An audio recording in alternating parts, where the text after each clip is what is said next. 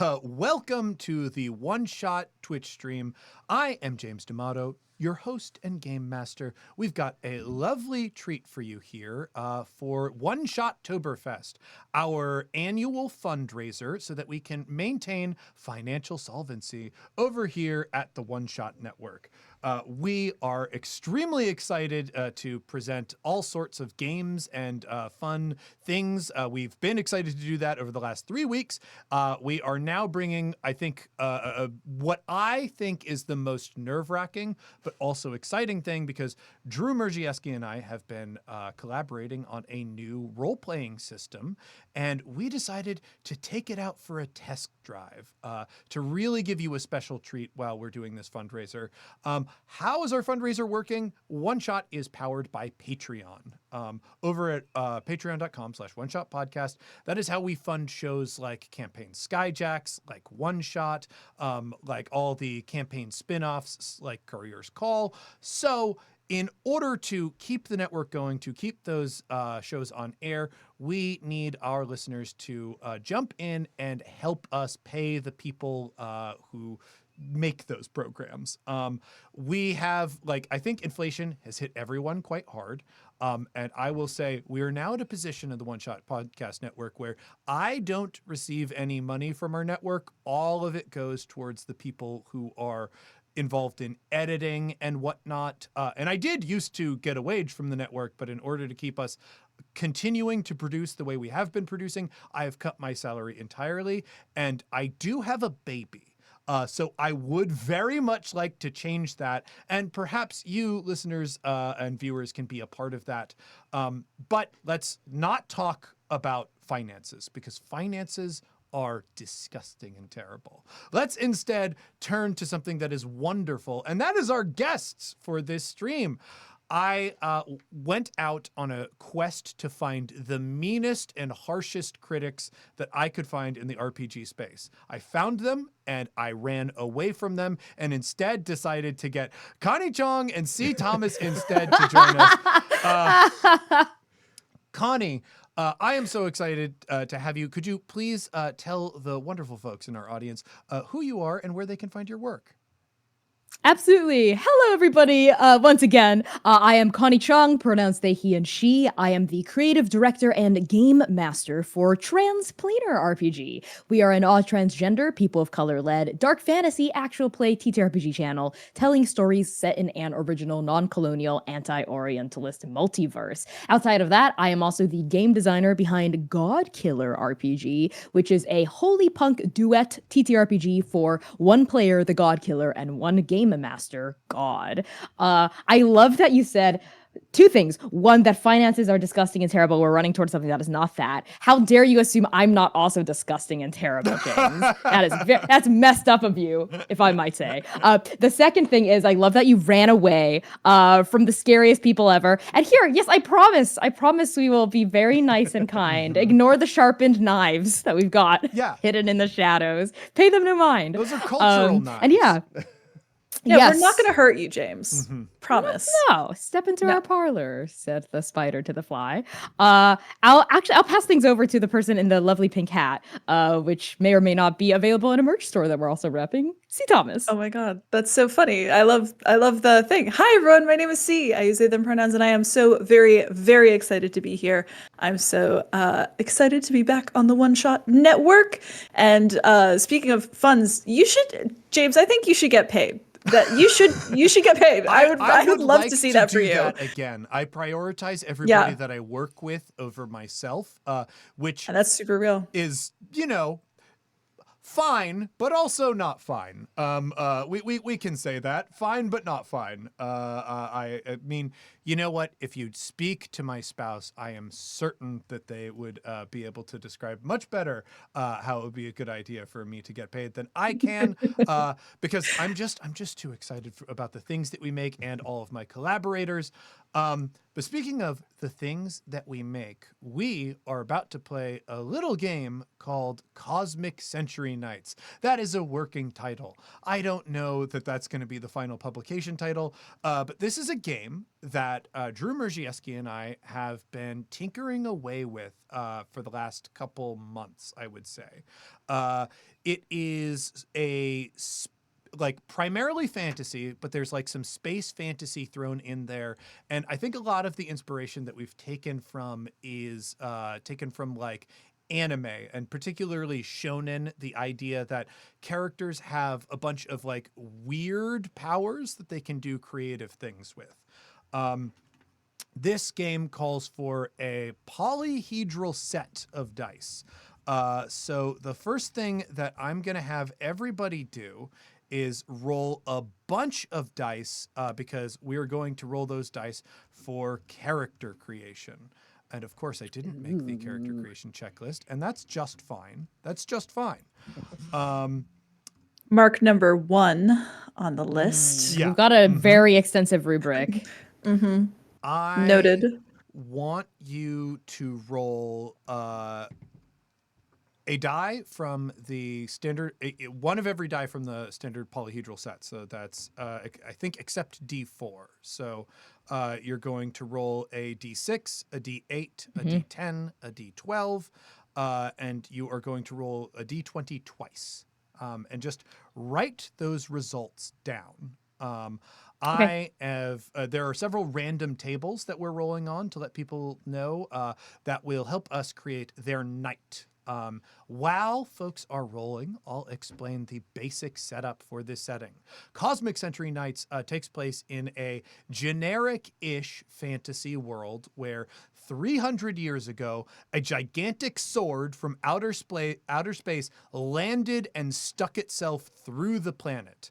This sword is a spaceship, and it carried on it 100 enchanted swords. And as it was landing, those swords jettisoned off of the ship and shot themselves all over the world. And in the 300 years since, people have been finding those swords and wielding them, creating the Century Knights. That is just a name for anybody that wields one of these swords.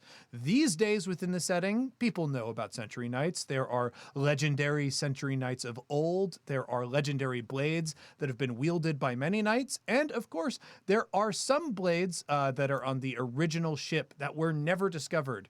People only know there are 100 blades based on the design of the ship and assuming that everything is symmetrical about the design because they've seen where all of the blades used to be.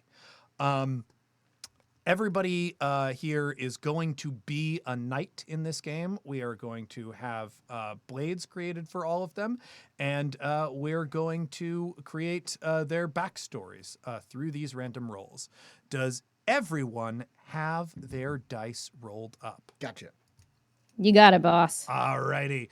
Then I am going to switch us over to the game info screen and pull up that page. Okay. So what we are going to be doing is you're going to take things from numbers from your pool of things that you have just rolled, and we're going to apply it to the 6 aspects of your blade and your character. The first aspect is the lineage. Basically, this defines who owned your sword before you did, if anyone. The way a lot of these lists work is they are going to start off with like the least advantageous or least interesting options, and they are going to progress to the craziest possible options. So typically the higher number you select, the wilder your response is going to be. So taking a look at your numbers, you can pick a low number if you don't care that much about who might have owned your sword before you, or pick a high number if you think that would be a really cool and important part of your story. Oh, as somebody who rolled 2 ones and then 2 other things not above a 5, this is very interesting for me. Uh-oh, okay. I love it. Ruh-roh. Where Ooh, with Are but the I do- numbers one of between- your ones here? If you did, you would have a cursed blade, and your blade would have a reputation for slaying every knight who has ever wielded it. Oh, yes, please. Thank you very much. I will be taking that cursed blade. All right, write down on your sheet that you have a cursed blade. I'll turn to Connie. Connie, is there a number that you would like to use for your blade's lineage? You know what? I'm so funny here. I assume that the numbers go between 1 and 20 because the highest die is a d20. Yes. Okay. I rolled pretty high for all of them except for my d20. Ah! So I have two fives. And they're all my rolls are pretty middling. So I think I'll use one of my fives here for Okay, the lineage. for 5 in lineage, you would have a rebellious blade. This blade has served at the side of revolutionaries, and it has been part of every major rebellion within recent memory. It is trusted by outcasts and loathed by the establishment. Love it. Nice blade, Connie. Nice. That's cool. They said I assign you leftist at birth. Yes. Anarchist at birth. Assigned leftist at blade. Drew, what number are you thinking of using for your lineage? Oh, it's no question. I'm going to go 2 unclaimed. 2 unclaimed. Okay, you are the first knight to find this blade. It has no deeds or reputation on your planet. Strong ash catcher. Nice. Yeah, very nice. Next, we are going to come to the background of the wielder. So, before you ended up as a knight who claimed one of these blades, you had a background. Once again, the higher the number, the crazier things are going to be for you. The lower number, the more disadvantageous or perhaps like strife will be included in your background. Based on that, what number do you think you want to use? Ooh. Can we know what the other remaining things we have to assign numbers Yes, to of course. are? I will absolutely do that. So we've got the background of the wielder, then we've got style of the blade, which is literally what kind of sword it is. Ranging, from like a one-handed short sword to like gigantic swords or even blades made out of plasma. Then we've got claim of the blade. This is basically titles or responsibilities that might come with holding this particular sword. Then we have the appearance of the blade. That's literally like the aesthetic and design of the blade.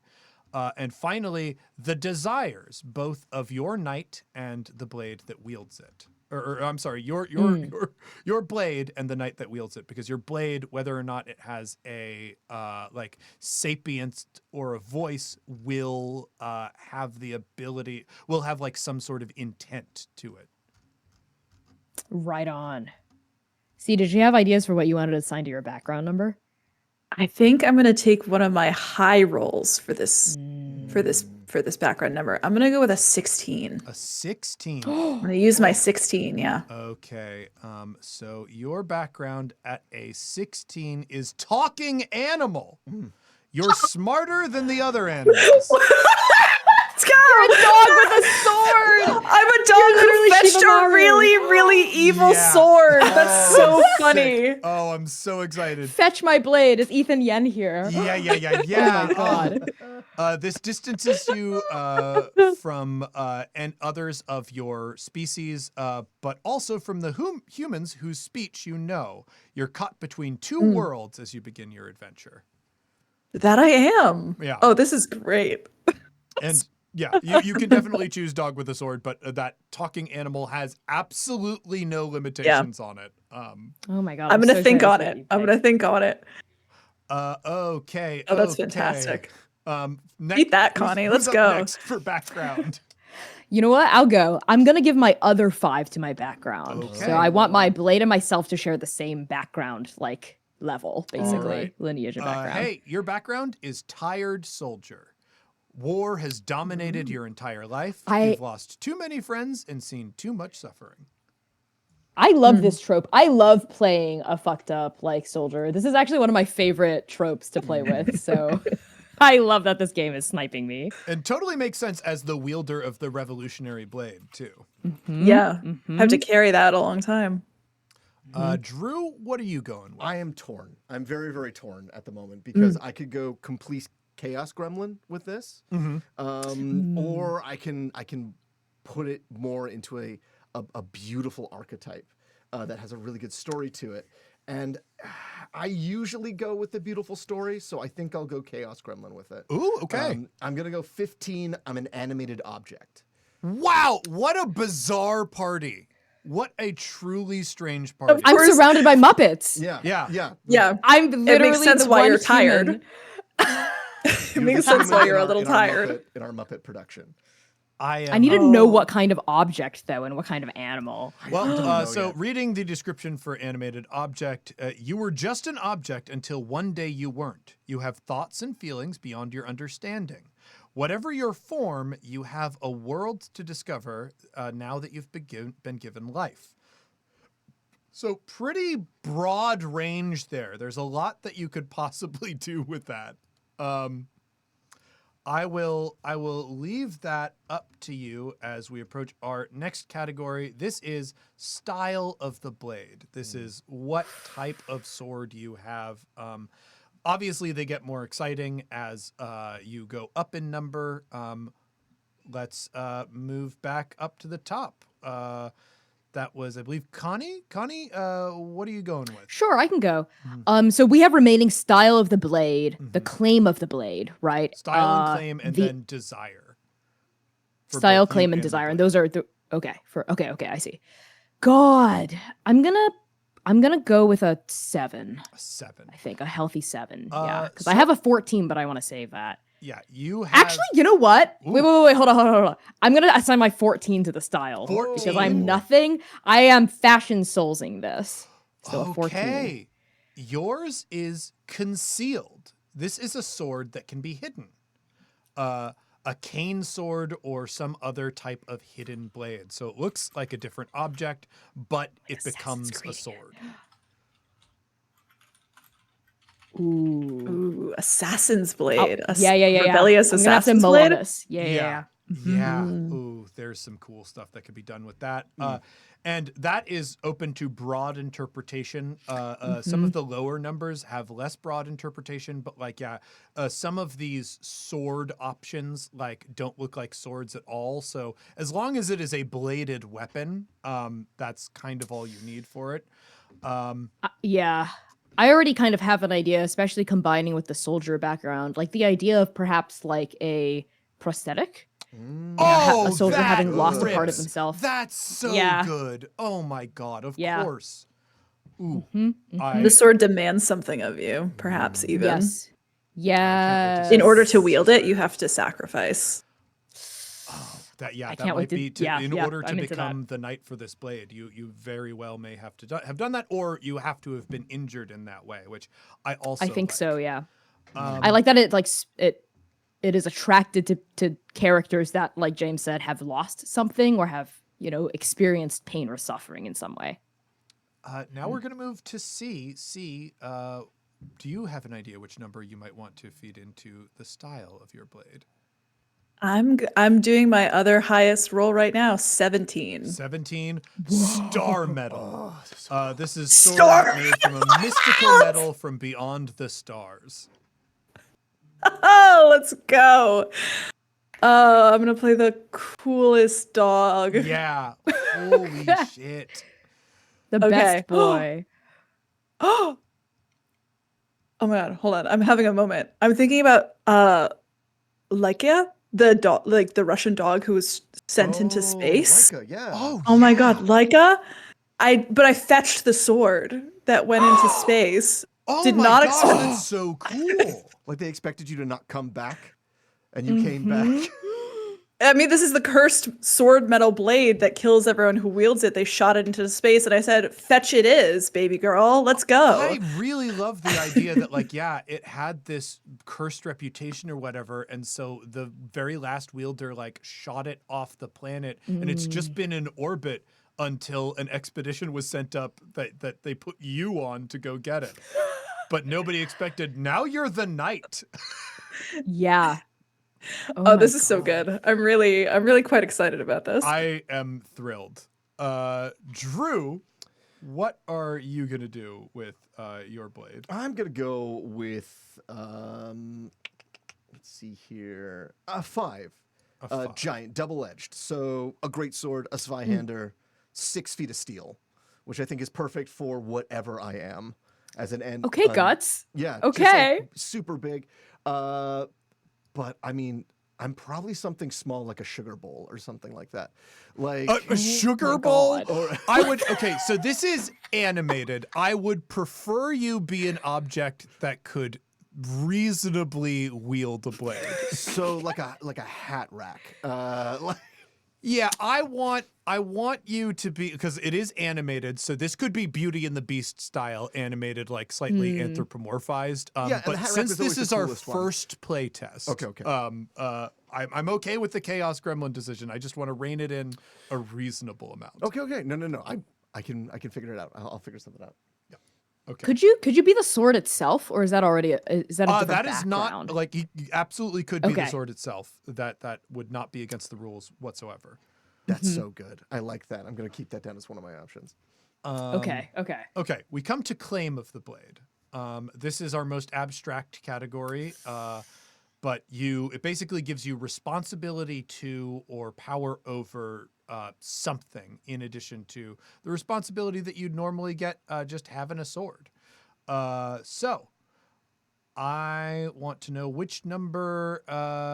Let's Drew. Let's let you go first this time. All right. Let's see here. I'm just gonna go 8. 8. Unclaimed. Like a new- Unclaimed once again. Okay. Like a newborn, this sword has great Min-maxing. potential, but no past history. None claim it. All right. I love this. How about C? What are you gonna go with? I think I'm gonna use my 4 here. Your 4? Oh, C, congratulations. You're the chosen one. Whether you were the chosen one, and here's an important choice you get. Ooh. You could be the chosen one yourself, or you are fated to serve them. That destiny has brought the chosen one into the world, must be fulfilled, and you are part of fulfilling that. So you are either like, you either serve the chosen one, or as this star dog, you are the chosen one yourself. I don't know which is. I get back to me. Yeah, I'm gonna yeah. sit with that for a minute. Oh my goodness. Oh, delightful. Connie. Gosh, I'm gonna go with my 1. You're 1. The Demon Servant. A low-ranking demon or devil, full of petty evils and dark desires. So this is like probably who gave you the blade is what I'm thinking. Or you owe this demon somehow for getting this blade. I like the idea that it's kind of like a battlefield moment. And like my limb, kind of like Edward Elric, my limb's been blown, like 2 of my limbs have been blown off. I'm like bleeding out. My men are dead. You know, I'm looking at the face of my dead best friend on the battlefield, and I'm like ready to die. Yeah. But then like I hear a voice saying like, don't you have something left to fight for? Yeah. Like the wealthy that sent you to this, you know, like that you never had, you know, and then kind of like a take my hand kind of moment. And I reach out with my hand that's been blown off, and I realize that it's there. Like there's like a shadow over. Yeah. Yeah, I'm like imagining a cinematic moment, and I take this blade. But I do think that this demon servant has like their own agenda, Agenda. right? But I do want to do something else, like so we might come, you know, butt heads. Absolutely. Yeah. I love Do it. that. I love that. I love that. I love that. Okay. Those are all of our claims. We are now going to the appearance. These are the aesthetics that come with your blade. Let's start with Connie again. Connie. Do we assign a number for this? Yeah, sign a number. Okay, I'll do a 7. A 7. Macabre. Cool. Details like bones, skulls, and other gloomy death imagery. That makes sense. Yeah, this demon Nice. servant had a really fun time bedazzling this sword. Absolutely. With teeth. Yeah. Yeah. What I Ooh. like is the sword definitely arrived on the ship. So the demons like went out and was like, well, this looks like it should be ours, right? Definitely. I like the idea that the prosthetic itself, I'm thinking like right arm goes up to the elbow, and where the prosthetic meets flesh is kind of like an open jaw. Ooh. So it looks like a mouth is biting me. And when the sword comes out, it's like I don't know if I want it to be like a spine with a sharpened point at the end, or Ooh. just like a long tooth, like a Ooh. whooshing, and it comes out that Those way. are both Yeah. of those are extremely cool. Yeah. Oh, I love Connie's it. living like my goth dream right now. It's Maybe so it's a good. I sword love whip this. because there's nothing that says I can't do it. So it's like That's a true. vertebrae that can That is click out. absolutely right? true. There's like a whip nothing sword. that says against. Yeah. That is one of the results is you can have like a sword whip result, but because yours was so vague, you can take it in whatever direction you like. Let's move over to Drew. Drew, what do you think you're gonna do? I think I'm gonna do an 8. An 8. Demonic. Demonic. Okay. Full of foul runes and profane imagery. All right, I can see why you're sort of fitting together in this party, which I think is really, really cool. Very cohesive. Yeah, we're all evil. And C, what are you gonna go with? I am gonna go with my 1 here. Oh, hey, broken. This sword I, is I, broken. I in peeped some that way. through the Twitch stream and I said, oh, yeah, that's what I want. It could be cut in half, only a hilt, a wrapped fragment of a blade that was once larger, which is really interesting, being star metal too. Like Yeah. it's Oh, this yeah. like kind of indestructible metal, but somehow was broken. My characters really come together in my mind so far. I have a very strong pitch, which I'll maybe save until we're all done. Yeah. I'm Just in so case excited. just in case our last thing changes things up. But it's coming together for me. I'm very excited. So for your final numbers to assign in character creation, we have the desire for your blade and the desire for your knight. Basically, these are just like, dreams, maybe like a theme of will that keeps repeating through your life. And again, the blade might not be sapient, but it definitely wants something in many cases. C, let's start with you here. What desire do you want for yourself or your blade? Like, which ones are you going with first? Well, I've got a 3 and a 6 left. Oh, you know what? I will tell you both because we can see. If you Ooh. choose, the 3 is a desire for destruction, to destroy all things beyond life and death. And 6 is a desire for chaos, an overwhelming desire to fuck shit up. Incredible. That the destruction is going right for my sword and the chaos is going right for my knight. Yeah. That is so good. I Okay. Yeah. love it. I love it. This is fantastic. I love the things that people have come away with thus far in creating characters for this game, and I'm glad that it's holding together right now. Connie, what are your 2 remaining numbers? Yeah, I must have messed up when rolling numbers. I only have 1 number left. Oh. Did we roll the d20 3 times You rolled or just You twice? should roll twice. Did you roll a d12 or a d10? Perhaps that was. I rolled a d6, d8, d10, d12, and a d20. Did I miss something? Huh.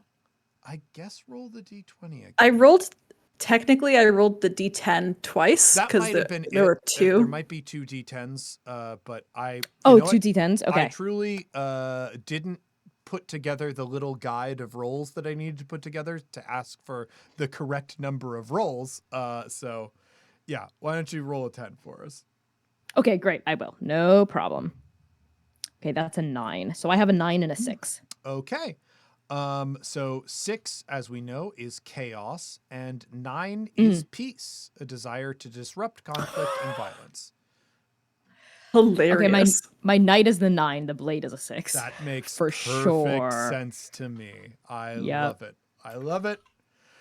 Drew, what are your remaining numbers? My two remaining numbers are 7 and 15. 7 and 15. Ooh, So that's high. for 7, there is duty, honor, and justice. A pull to keep oaths and see tasks to completion within the letter and spirit of the law.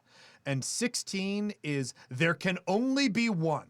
The goal is to destroy all other century blades. I think the sword is there can be only one. Yeah, that makes total sense. And I am duty, honor, and justice. And I think what I am is I think I am whatever army Connie's character is from. I am a suit of armor from that particular army. Yes! Could we be related in some way? Like, could we know each other? Oh, absolutely. Like, were you my friend's suit of armor? Either that or like the general's suit of armor. The or- generals. Yeah, something like that. I feel like I know who wore you. Yeah. Like, I want to have personally known who wore you. Yes, so like I am that suit of Yeah. armor that is instilled with duty, honor, and justice. And I was probably animated by the sword itself because the sword is Oh my like god, we're literally Full Metal Alchemist right now. Yeah, we I'm are. Yeah. literally, Hold on, you're hold on. literally. I got a You've got the- pitch. Yeah, you've got I've the- got a pitch. Oh my god! Hold on, I've got a pitch. I've got a pitch for you. So I would really like to play the Chosen One's dog. Oh. I am the Chosen One's best friend, loyal companion.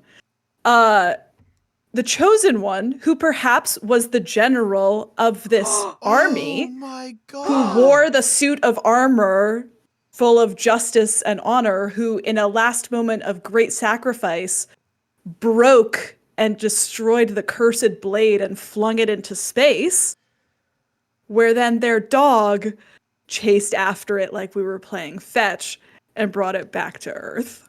Oh my god. I love this so much. Yeah. And their this is sacrifice was for naught. really, really great. Really, really cool.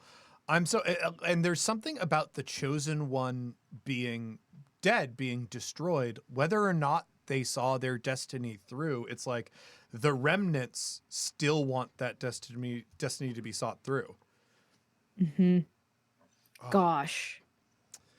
I love that. My character definitely like really admired this person as a hero and wants to but thought that like their mistake, because I got the rebellious blade, was that they tried to like quote unquote change the system from the inside, right? Because I'm driven by peace, so I think all war is bad. So I'm thinking my character has kind of a martyr complex and is like, I will be the one I will take on all the evil of the world, and I will be violent, I will be bloody, I will kill everyone responsible for this. So to create a world in which no killing ever has to happen. Of So I think my course. character is rather dogmatic about violence. Yeah.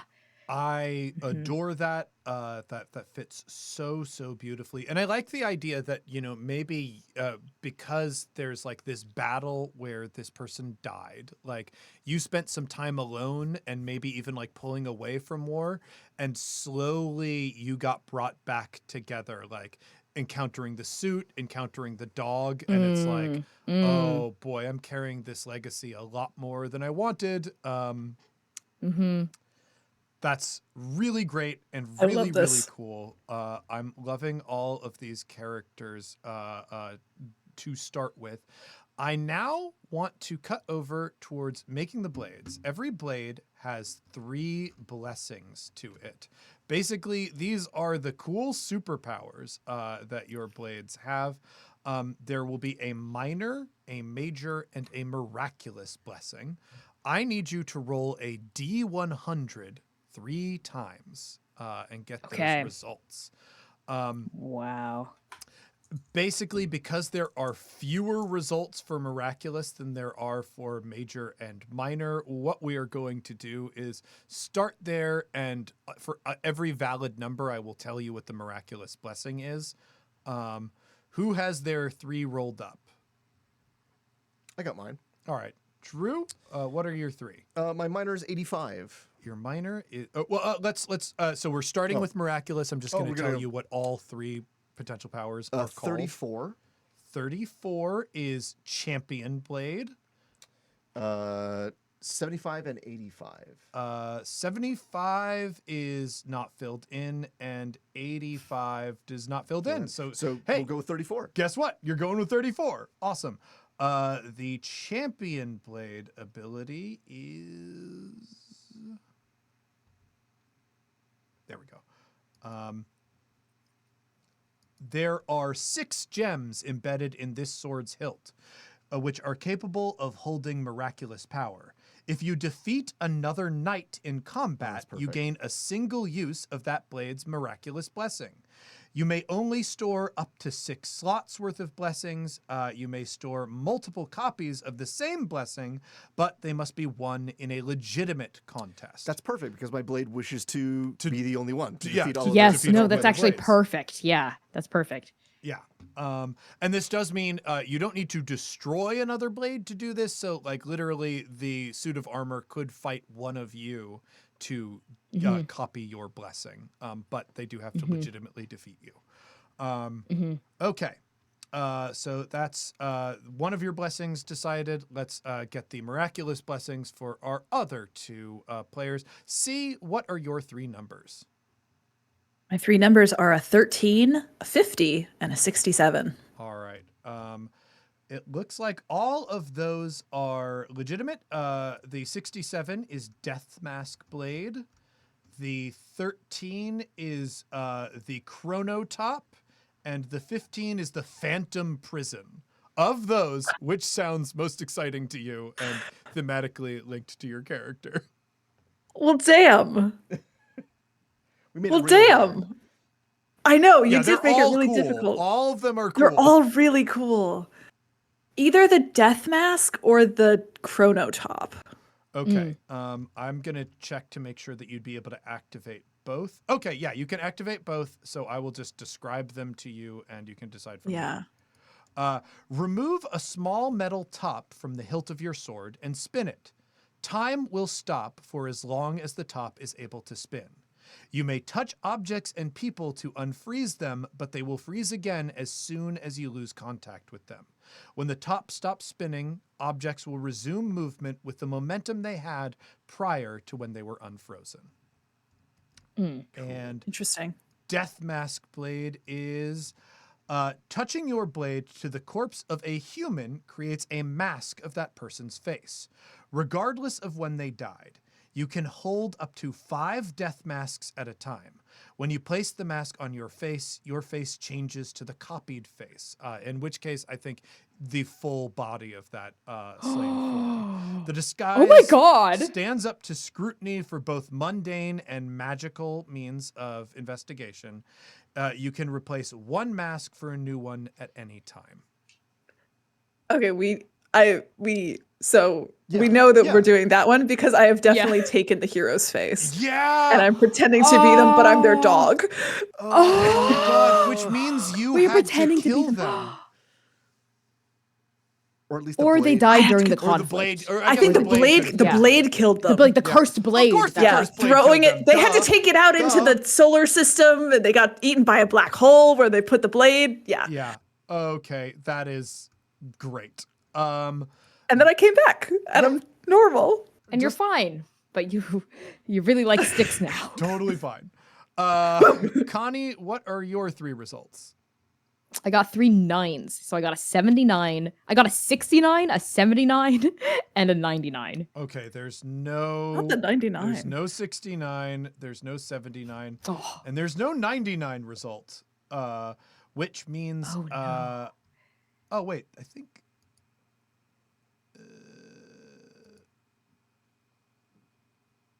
no, that doesn't appear to be meant for 69. So yeah, I think I will give you the next closest untouched effect, which I have as the Pristine Soul Blade.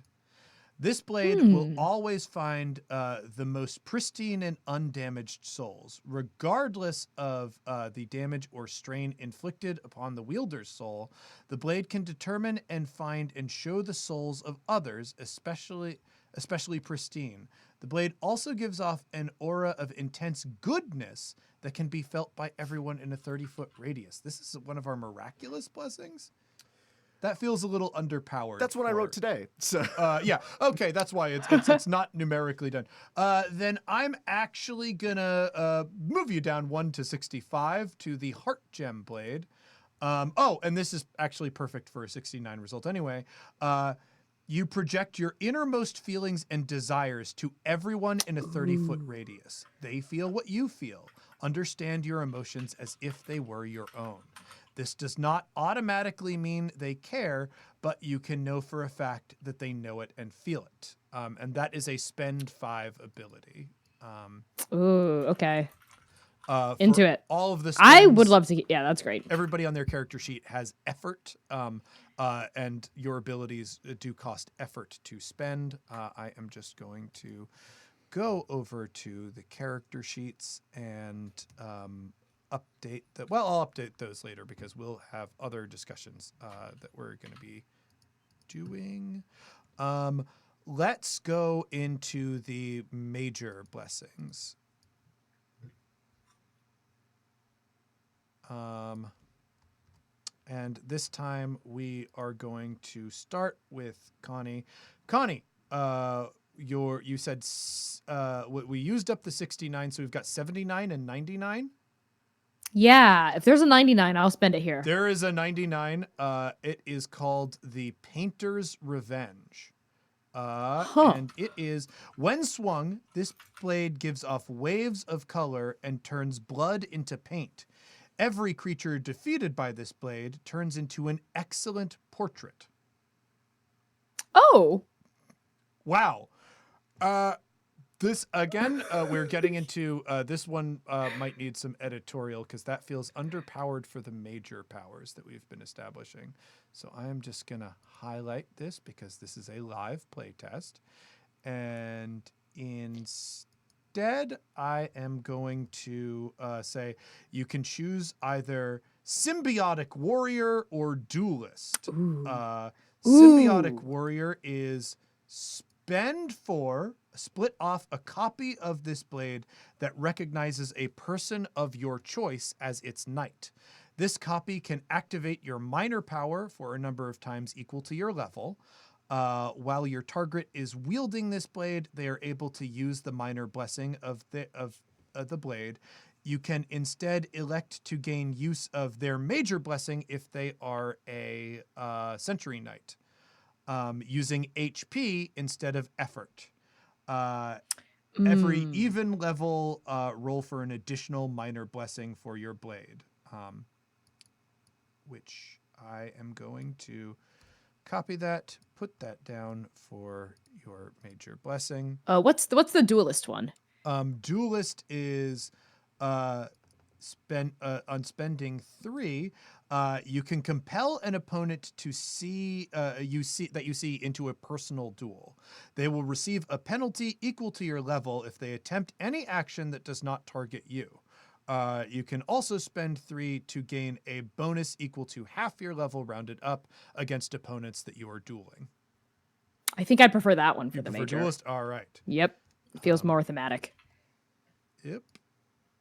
Let me just put that in there. Excellent.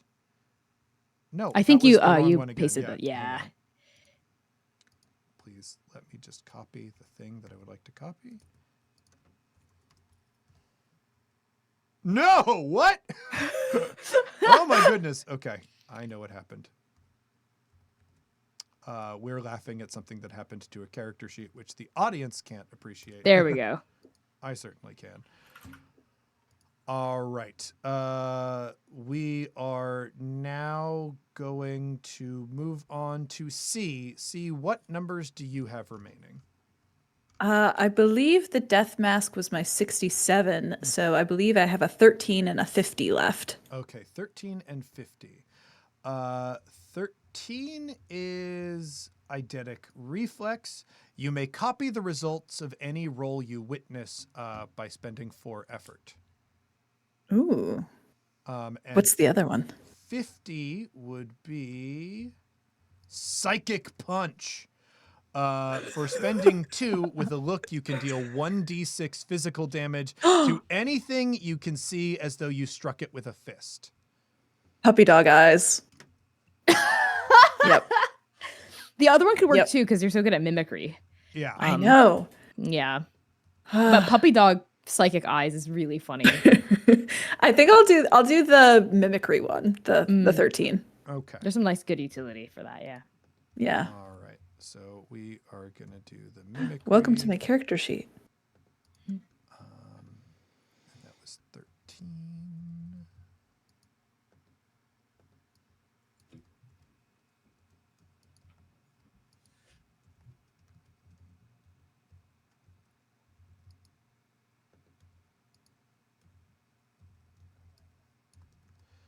The fun of watching people in real time copy and paste information. Excellent. And Drew, what numbers do you have remaining? I'm going to go with 75 for my major. 75, and that is the Traveler's Blade.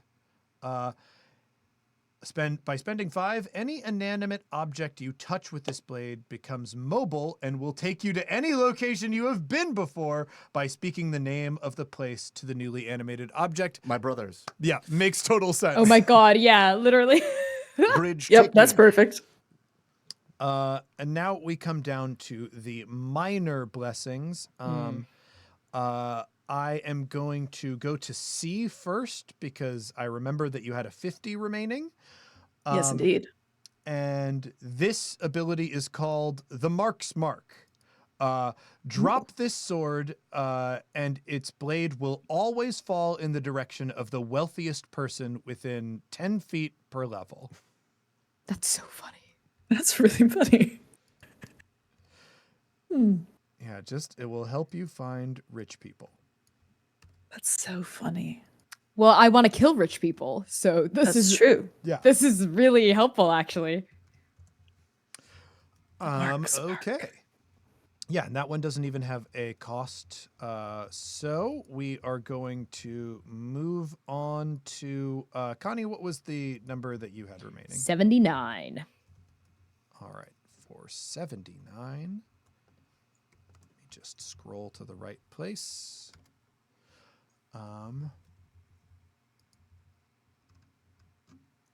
That is the Winter Blade. While you are the knight for this blade, you are the embodiment of winter. Oh, gosh. I'm like the Lich King with skulls and winter shit. Describe how the season manifests itself and signs on your body. And when you spend 3, you can bring winter weather with you wherever you go within 100 feet per level. Well, I think I died or I was close to dying. So I feel like I'm kind of undead in a way, like cold to the touch, literally physically in Winter's Manifest. And like the little demon guy that like gave me the deal could be like a winter demon or something. I would love for that to be that's true. good. I don't know what the factions of hell are like here, but whatever the you're coldest making part them is. up, as we go. Because, Lovely. Everything is unestablished until people start playing the game. Great. Then I think like the cold touch of death's embrace or whatever is like whoever the demon serves, and that mark is upon me. Gosh, I think, oh my god, we're gonna lean full on anime, right? So I think my hair was black, it turned white. Yes. So like from the roots, or like it's almost fully white. Like I still have like a black kind of like sides, right? But the top is like fully white, and my eyes were like black, but they turned an icy blue. And my skin I think has become like devoid. I almost look like a vampire, right? So there's still like melanin in the skin, but it looks like grayed out almost. That's very cool. Yeah. I'm like cold to the touch. I love you step the plants start to gray and Yes, wither. where I touch, the plants gray and wither, like form like little frost, Frost. crystals. Yeah, just and when I little. step away, it's like they breathe again, or I just leave that trail in my wake when this is yeah. activated. That's so cool. I'm into that. Yeah. Yep. All right.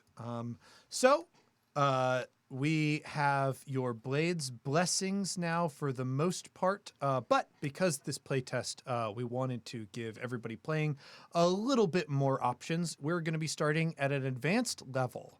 The way leveling works in this game is through feats. Basically, instead of gaining experience for things, there are like vague kind of descriptors for accomplishments. And as soon as your knight hits one that you feel should be a part of their story, we add that feat onto your list of accomplishments. Because we're just going to start with randomized background, I would like people to roll a d20 4 times. If you get any repeat results, just add 1 to the results, and even if that's 20, because we can go above 20.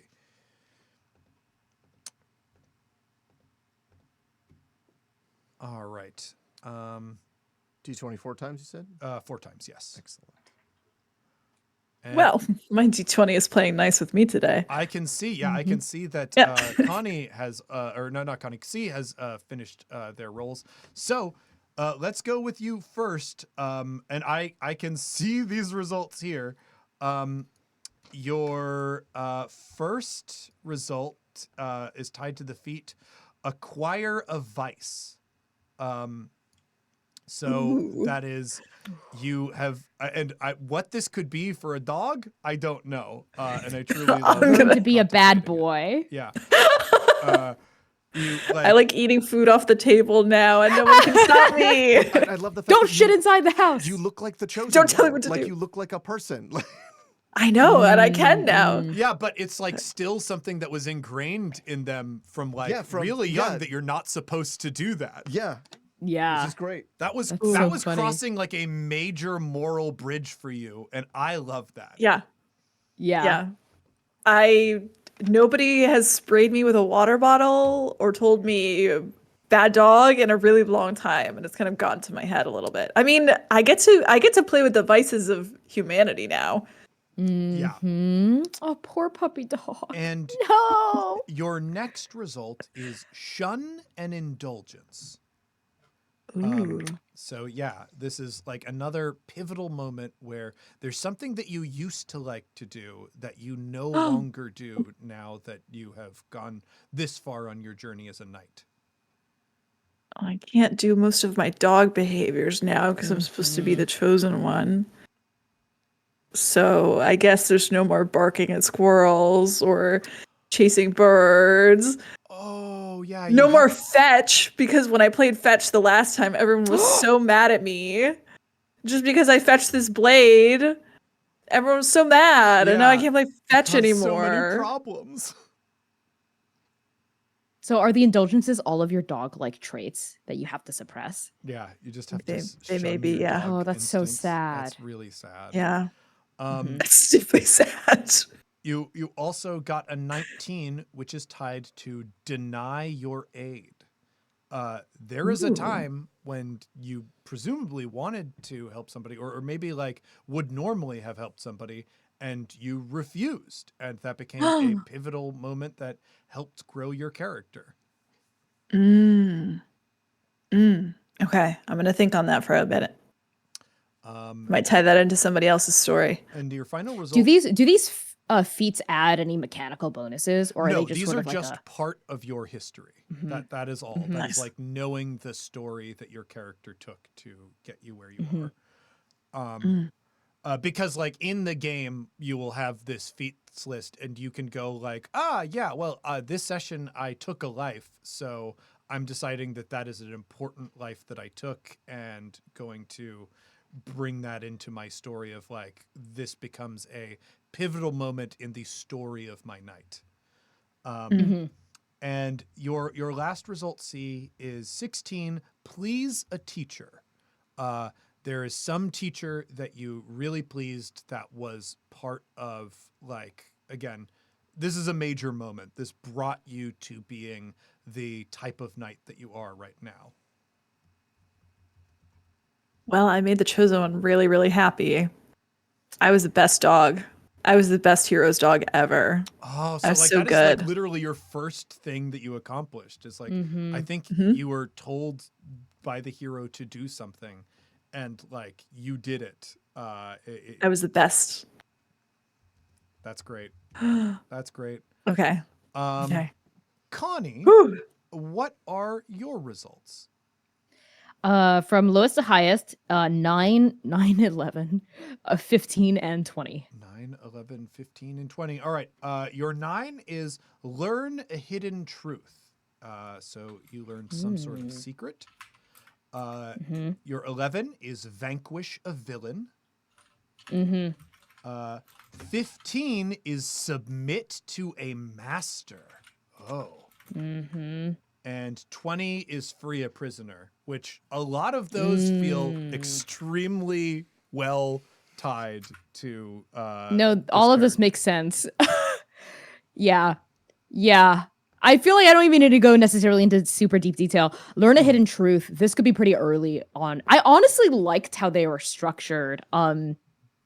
Or the submit to a master could be the first one. Yeah, Actually, that I'm could thinking be as well. chronologically.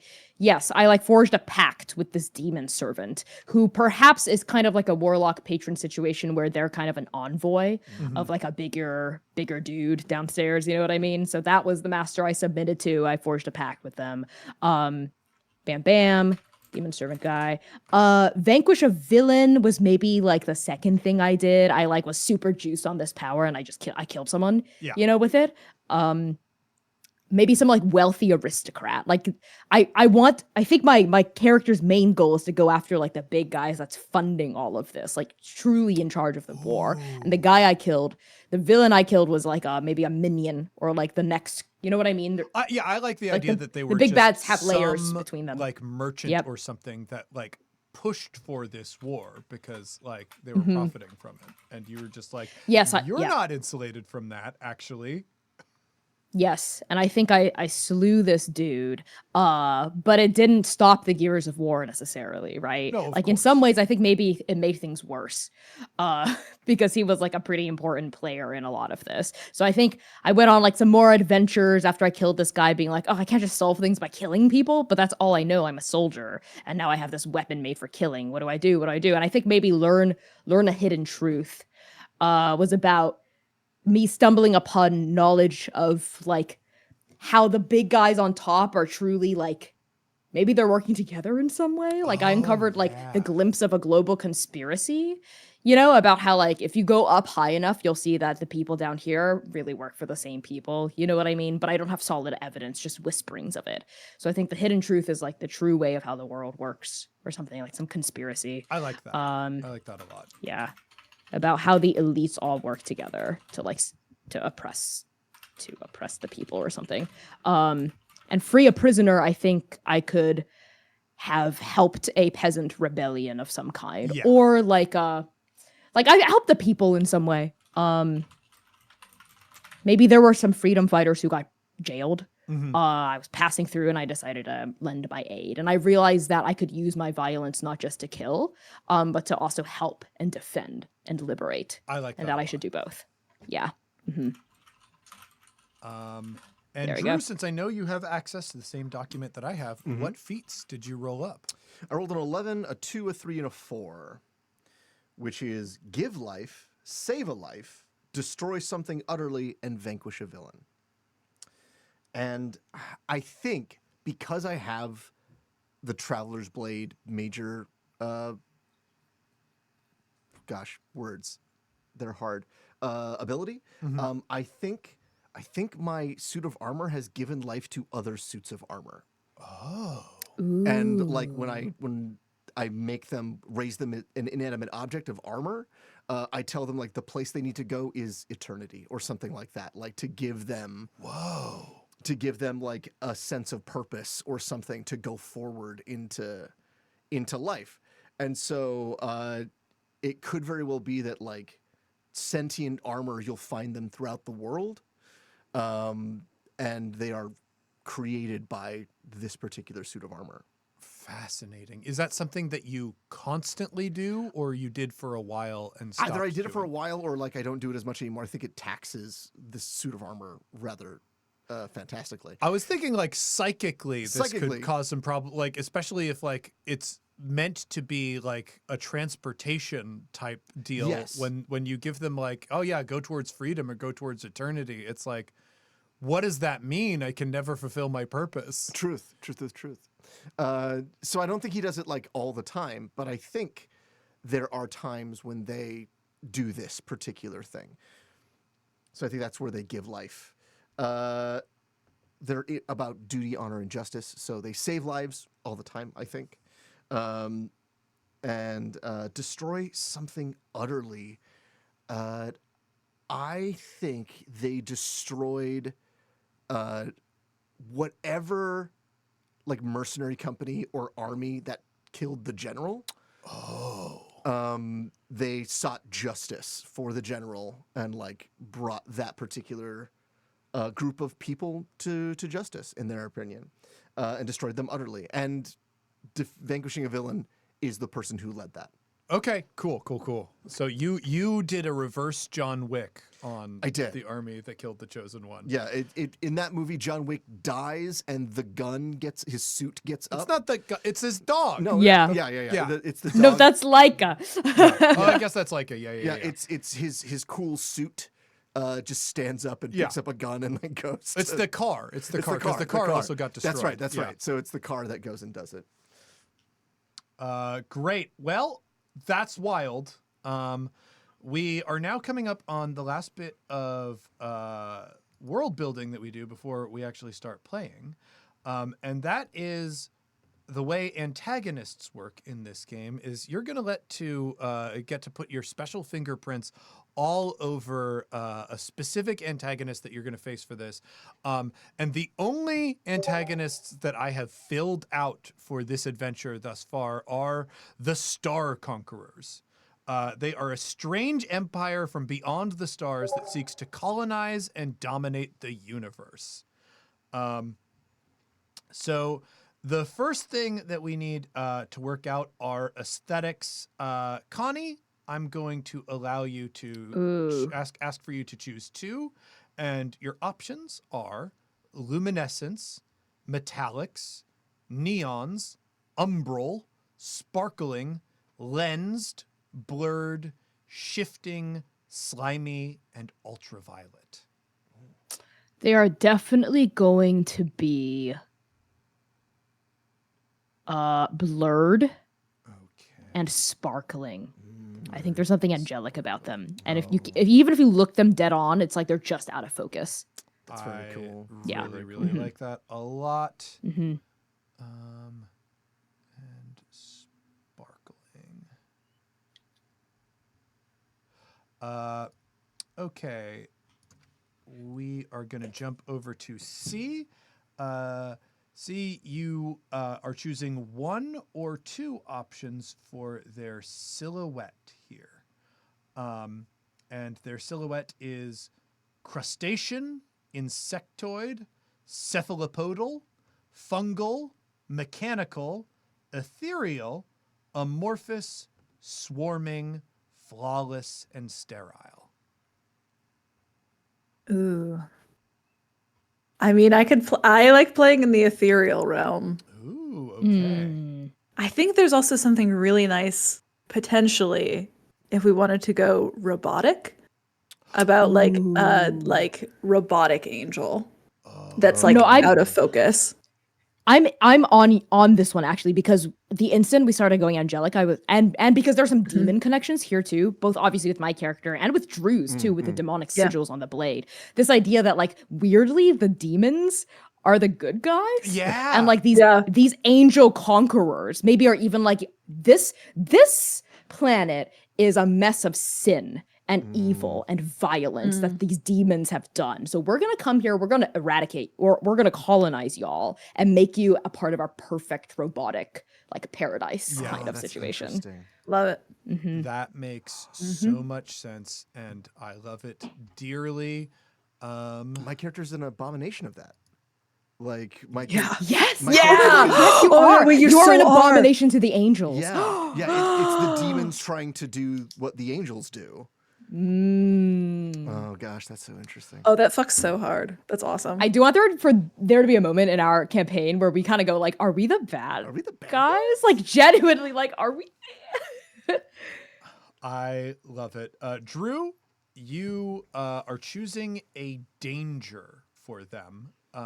And for this, you can only choose one of the following: sharp, toxic, hulking, or smothering. I think it's got to be sharp. I think if we're going angelic and we're going robotic, we're looking sharp angles. Lots of blades. Very Art Deco. Blurry and ethereal. These Ooh, things are scary. What if some of their foot soldiers are called shrikes because they impale their victims like on their own bodies or something, like yeah. almost like mechs? Immediately naming one of the classes of enemy because that's great. Those are shrikes now. Yes. Now to really flesh them out, I need you to prioritize a few concepts. And what I think is going to be the fairest way to do this. One of you will get to select the top priority. One of you will get to select the bottom priority. The other one will do second highest and second lowest. Okay. Who wants top priority? Who wants middles, and who wants low? I'll take middles. Okay. I'll take the low. All right. Okay, then I'll take top. Let's start with Drew then. The low priority, I believe, is going to be, let me just, that is what would be most advantageous to your group. Okay. So here are the categories that you can prioritize. They are connection to the blades, interest in the planet, coherence, malice of intent, and form. And this is because it's the lowest one to our enemy. It is the closest to us. It would be like the lowest to your enemy for things like their connection or intent. Like it looks like it would be the worst intents or the least advantageous for your group. Let's just go with the top one. We'll just go with connection to blades. Connection to the blades. Okay. The Star Conquerors have never encountered the Century Blades before.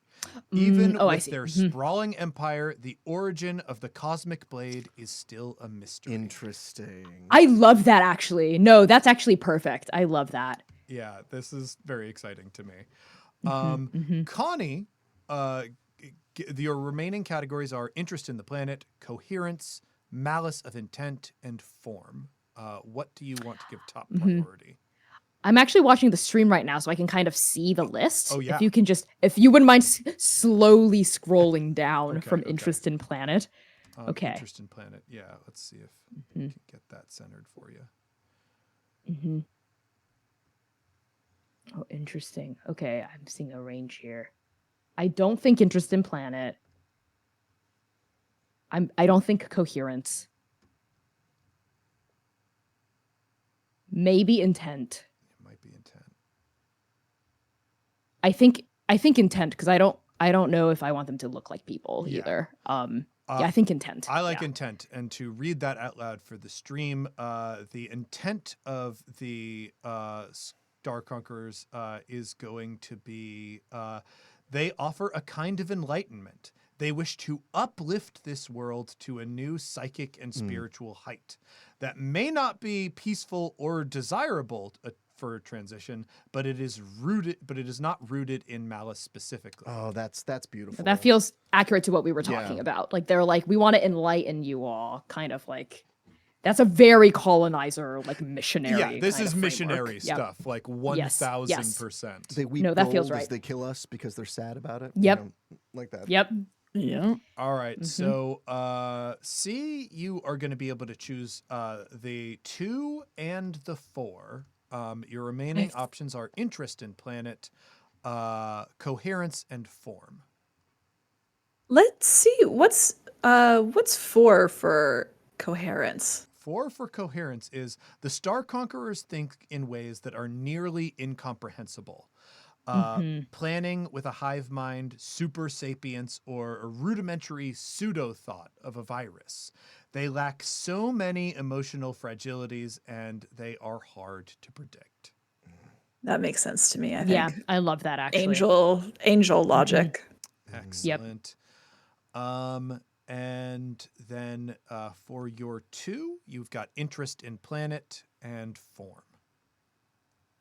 2 for interest in planet. 2 for interest in planet.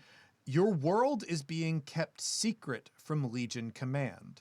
It is either the work of a benevolent force outside the Empire or an ambitious and greedy general looking to take the world for themselves. I like that. I feel like that could be interesting in relation to the swords, because the swords are here. Yeah. Ooh, that's interesting. Also, in conversation with like generally the rest of them have no idea that the swords exist. I kind of pinged on the benevolent faction of the angels.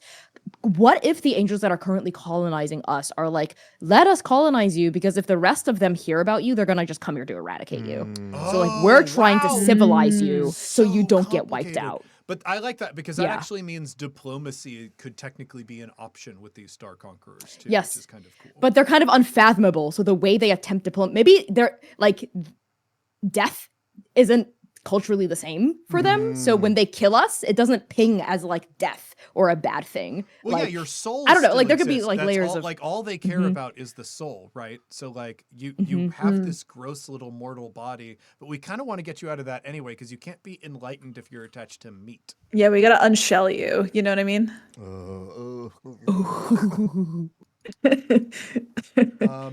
And for form, we have a 3 here. The Star Conquerors are rarely, if ever, humanoid in physiology. They are closer to beasts, insects, or machines.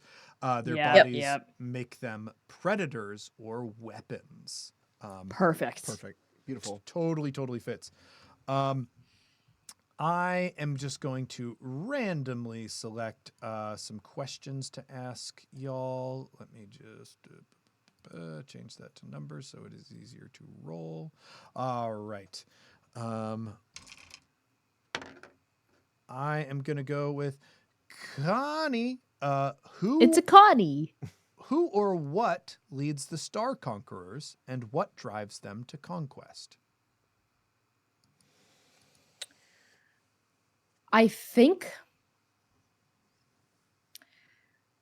it is a divine piece of code Oh, that So all of them good. are driven by. Like they all just know that what they need to do, right? Yeah. What drives them to conquest? I think it's the desire to spread the code and make the entire universe perfect, just like Sure. they are. Yeah. That's great. That's great. Nice. And the next goes to C. C, how do the Star Conquerors travel between worlds? And what limits their ability to mount a full-scale invasion?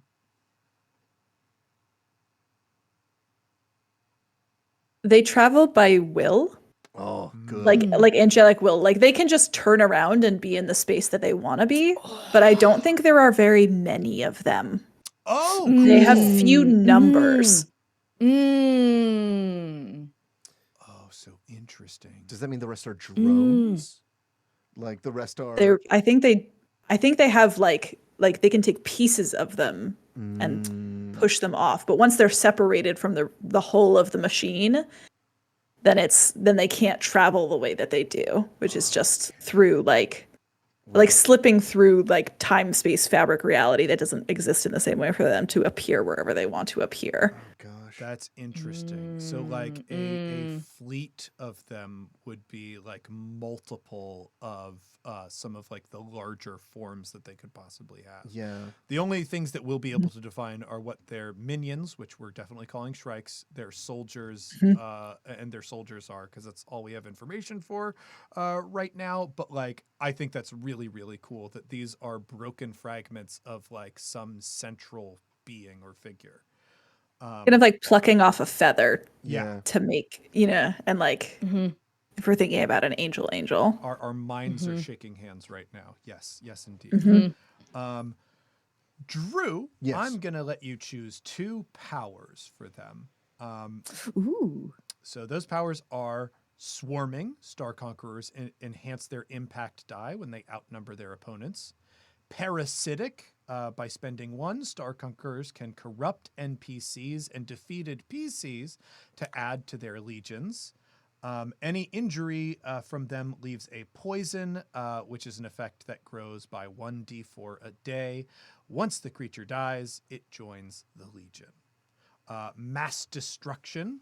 Star Conquerors have technology or magic capable of untold devastation. Lords and groups of soldiers can guarantee annihilation within a specific area if they complete a ritual or use a complicated device. It utterly destroys a 1d6 mile radius when they have access to enough of a particular resource. And a preparation threshold of within, looks like, 10 days or something like that. I'd have to read too much of my own writing to quote that accurately. Then there is imperviousness. It gains them 2 defense. Tactical. Star Conquerors have a terrifying intelligence for violence and conquest.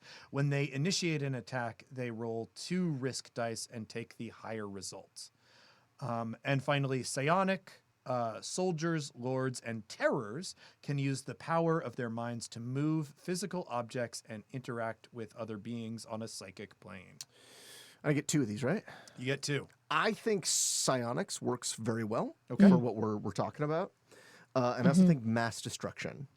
Yeah. I think that's the threat that is constantly being held over us. We were talking about that earlier about how they're like, we just want to help you because if not, they will like incinerate your planet. Like, so I think that those are the 2 that are the powers of the Star Empire.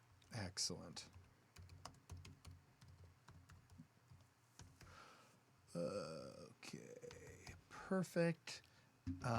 Now, scrolling down, Connie, you get to decide a weakness for them. One of their weaknesses. Their weakness choices you've got are elemental. There is an elemental force that nullifies the armor of Star Conquerors. When attacking with this element, remove any extra armor from their defense and subtract 1 from their defense score.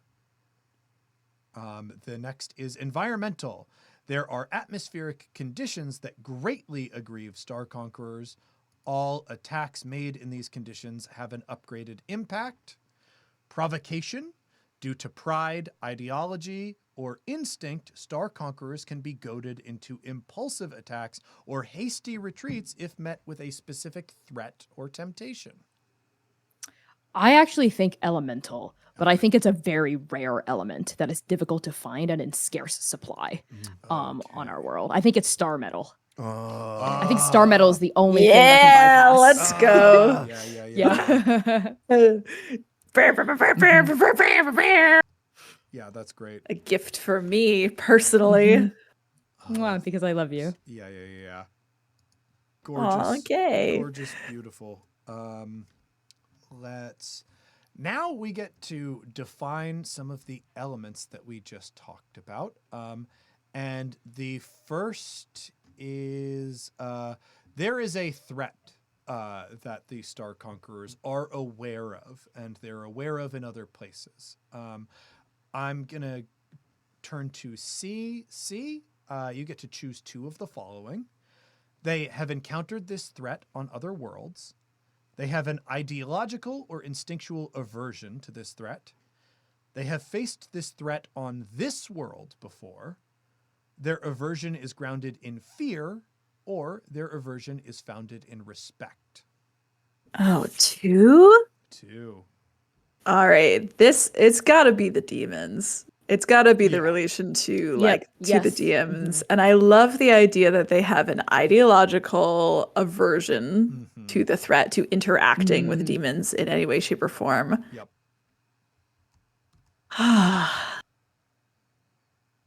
And yeah, you're. And then I think just to be strange and interesting, that aversion is founded in? Ah, gosh, I don't know. I feel like the respect is very interesting, I think but that's perhaps pretty cool. incorrect. It could be really cool. Yeah, Mhm. I like that Yeah. a lot. I think that's a really neat hook, especially for like an angels versus demons thing. Um, Mhm.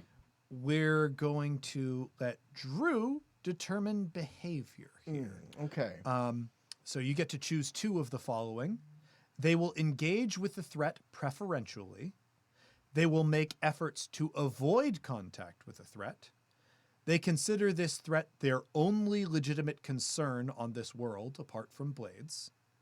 They have weaponry designed to battle the threat specifically. They will create alliances to deal with the threat. Ooh, I think they create alliances. I think that's Mm, very interesting Mhm. to think of what peoples on this planet are like. Yes, please. Um, and I also think that they will engage the threat preferentially. Okay, so if they see a Mm. demon, they're going for that demon. Perfect. Connie, what about the design of soldiers and lords? So, like some of the more significant movements or troops, I suppose, within the Star Conqueror Empire, lets us know that they expect to face this threat directly. I immediately had an idea, which is that I think they're kind of blurred, so we can't really see, right? Like Yeah, they're their sense shiny of and reality is not blurry, the same as yeah. ours. They're shiny and blurry, but we all know that we can sense an angel is here when it suddenly gets a little hot, and we can feel the heat of a flame because they always carry almost like a chamber of fire inside them because demons are cold and angels are hot. Oh yeah, I love That's that. so cool. Yeah. And if so, this is kind of like not part of this, but I think star metal can hurt demons too. That makes Um, sense. That makes Ooh, yeah. perfect sense. Yeah. It's like a third secret It's the thing. perfect temperature. It's right between. It's the Mhm. perfect Hot and between. cold. Yep. Drew, Yes. does this threat, the demons, compete for sustenance, resources, or both? Oh, I think it's I think it's sustenance. They're competing for souls. Okay. Okay. Mm. Speaking of Angels want to sustenance, save the souls. Demons want to damn them. let's define sustenance. So we'll go to Connie first here. I want you to choose two of the following. Angels can subdue victims to consume. Their consumption creates a harmful environment to the denizens of this world. They can go long periods without sustenance. Their sustenance can only come from sapient life, and this world produces a particularly desirable variety of their sustenance. The last two. It has to be sapient, and something about this world is special. Oh, so the souls on this world are like Yeah. extra cool and useful. Yeah. Delicious. And they've interfaced with the swords They for so long. have. I feel like that They changes have. you. I like the It idea that the does. swords have somehow changed the makeup of life on this world a little bit. That's really cool. neat. I mean, Maybe if it were like lusher in some way. I like the idea of the swords being like good, quote unquote, in some way, insofar as they like encourage life and they give all this color and vibrance. And magic yeah, And variety. magic. and Yes. desire and connection. Yeah. Yeah. It can be really beautiful, and I think humans have made very beautiful things by wielding the swords, but have also gone to war because of them. Yeah, and demons maybe are kind of in some ways opposed to angels insofar as I see them as kind of like opposites in a lot of ways. One, I think they have a ton of foot soldiers in the way that angels don't. Like they just kind of overwhelm in numbers. And they kind of maybe got here first and like have a foothold in. But the angels are now coming. That makes sense. And I'll bet a lot of people have kind of looked at the swords as like, oh, clearly this is supposed to be our weapon against these demons. Because left to their own devices, it's not like the demons are great. You certainly don't want to be colonized by angels, but you don't want a bunch of demons hanging around either. Yeah. Probably just prefer to Neither be of left them alone. have. Exactly. Both of them have agendas and want to use humans and the swords. C, I'm going to have you define some limitations on their consumption of this sustenance, choosing two. An undernourished angel will enter a dormant or a berserker state. They require special equipment or refinement in order to feed. Reproduction depends on even larger quantities of their sustenance. They cannot store what they consume, and there is a way to taint or corrupt what they consume. All right, I'm gonna go with the second one. They require special equipment or refinement. I think the soul must be purified or perfected in the way that they desire, right? In order for them to have it. Yeah, like you literally need to. Maybe they are like introducing a religion. It's like, yeah, if you undertake these sacraments or whatever, when you die, your soul will be pure enough for consumption. Ooh. I'm almost Ooh. imagining I'm thinking about wool fiber because I've processed wool fiber before, like on a spindle on the wheel, and like taking the soul once it's gone and like fiber artsing it. You're like putting it around on the wheel, like in the machine to purify it and then being able to take it. That's my little. That's messed Whoa, up. that makes sense. That is so Something messed like up. that. I truly love that. I mean, again, as the metaphor for colonization, this is perfect for the Star Conquerors. The other options that you have are undernourished Star Conquerors will enter a dormant or berserker state. Reproduction depends on even larger quantities of their sustenance. They cannot store what they consume, and there is a way to taint or corrupt what they consume. That last one's fun. Mm-hmm. It's like having a thorn in your hamburger. So you can hurt them if they try to consume your soul before it's perfectly purified. Which I think probably is how the demon versus angel thing started. Like there's a way for demons to put influence on sapient life that makes it so that angels can never That taints consume it, them. yeah.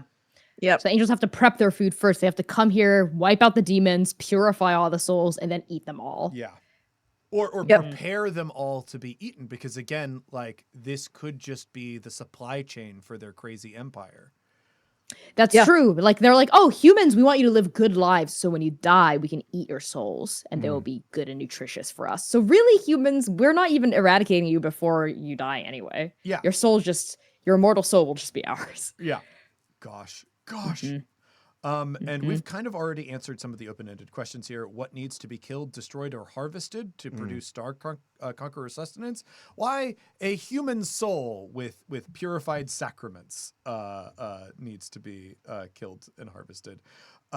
What does their sustenance affect? How does their sustenance affect their ability to set up clandestine or large-scale operations? Ooh. That's interesting. Does anybody have an answer for that one? I feel like Okay. go for it. No, go for it, C. We might be on the same page that they can only set up large scale Yeah. production in places where there are souls to be harvested, to be molded and harvested. So any planet that doesn't have, I think we said it earlier, something about like life on Sapient it. Connie, life, you yeah. answered that one. Sapient life on Sapient it life, is not for them. Okay. That probably means that they usher lower quote unquote, but less intelligence into Into sapiens just so they can prep them Yes. for yes, consumption. they prep them for Exactly. Yeah. consumption. They create like life in order to eat it. Yeah. Eat it. Oh, almost like the engineers in the Prometheus verse, right? In like the Yeah. Alien verse. And they come back, but they're like, oh, you've deviated from our plan, we'll eradicate you. But the same idea of teaching and Yeah. like giving tools and technology. Yeah. Absolutely. Woof. Okay, we didn't end up giving them a weakness around atmospheric conditions, but you know what? Let's do this anyway. It is part of the creation, even if it means we're going to have a very short session. There are Sometimes character creation is the game, and that's fine with Yeah. me personally. well, it is fine with me, although I've run character creation before. So, you know, we can always invite y'all back at some point to capitalize on what we've created here. We would be happy to come back. So there are atmospheric conditions that are essentially on this planet that are bad for the Star Conquerors or angels. Drew, I'm going to have you choose two. the commonality of these conditions. They are common to specific regions. They are common to specific times. They vary in intensity. These conditions are everywhere, but they have special equipment to deal with it, or the angels are encountering these conditions for the first time on this world. Oh gosh. It's always more interesting for the first and last time. So let's go for they're encountering something on this world for the first time. And it might be the Sentry Blades, because we know for the fact they have no concept of them. Right, originally. and you mentioned something about like I think it was Connie who mentioned there's something about like the blades themselves being present on this world have like changed it in a big way. I mean, they've Yes. contaminated the souls of this world in some big way. Yeah. And variety is the spice of life, so they vary in intensity. Okay. So the atmospheric conditions that are averse to the Star Conquerors vary in intensity. Now we get to sensitivity. I'm going to give this over to C. C, choose two of these. These atmospheric conditions cause pain or damage, alter their perception, negatively impact important abilities or weapons, affects their armor or protection, or gets worse the longer they are exposed to it. Ooh. I like the idea that it affects their armor protection. Okay. I like the idea that the blades have some effect on the angels. Yeah. And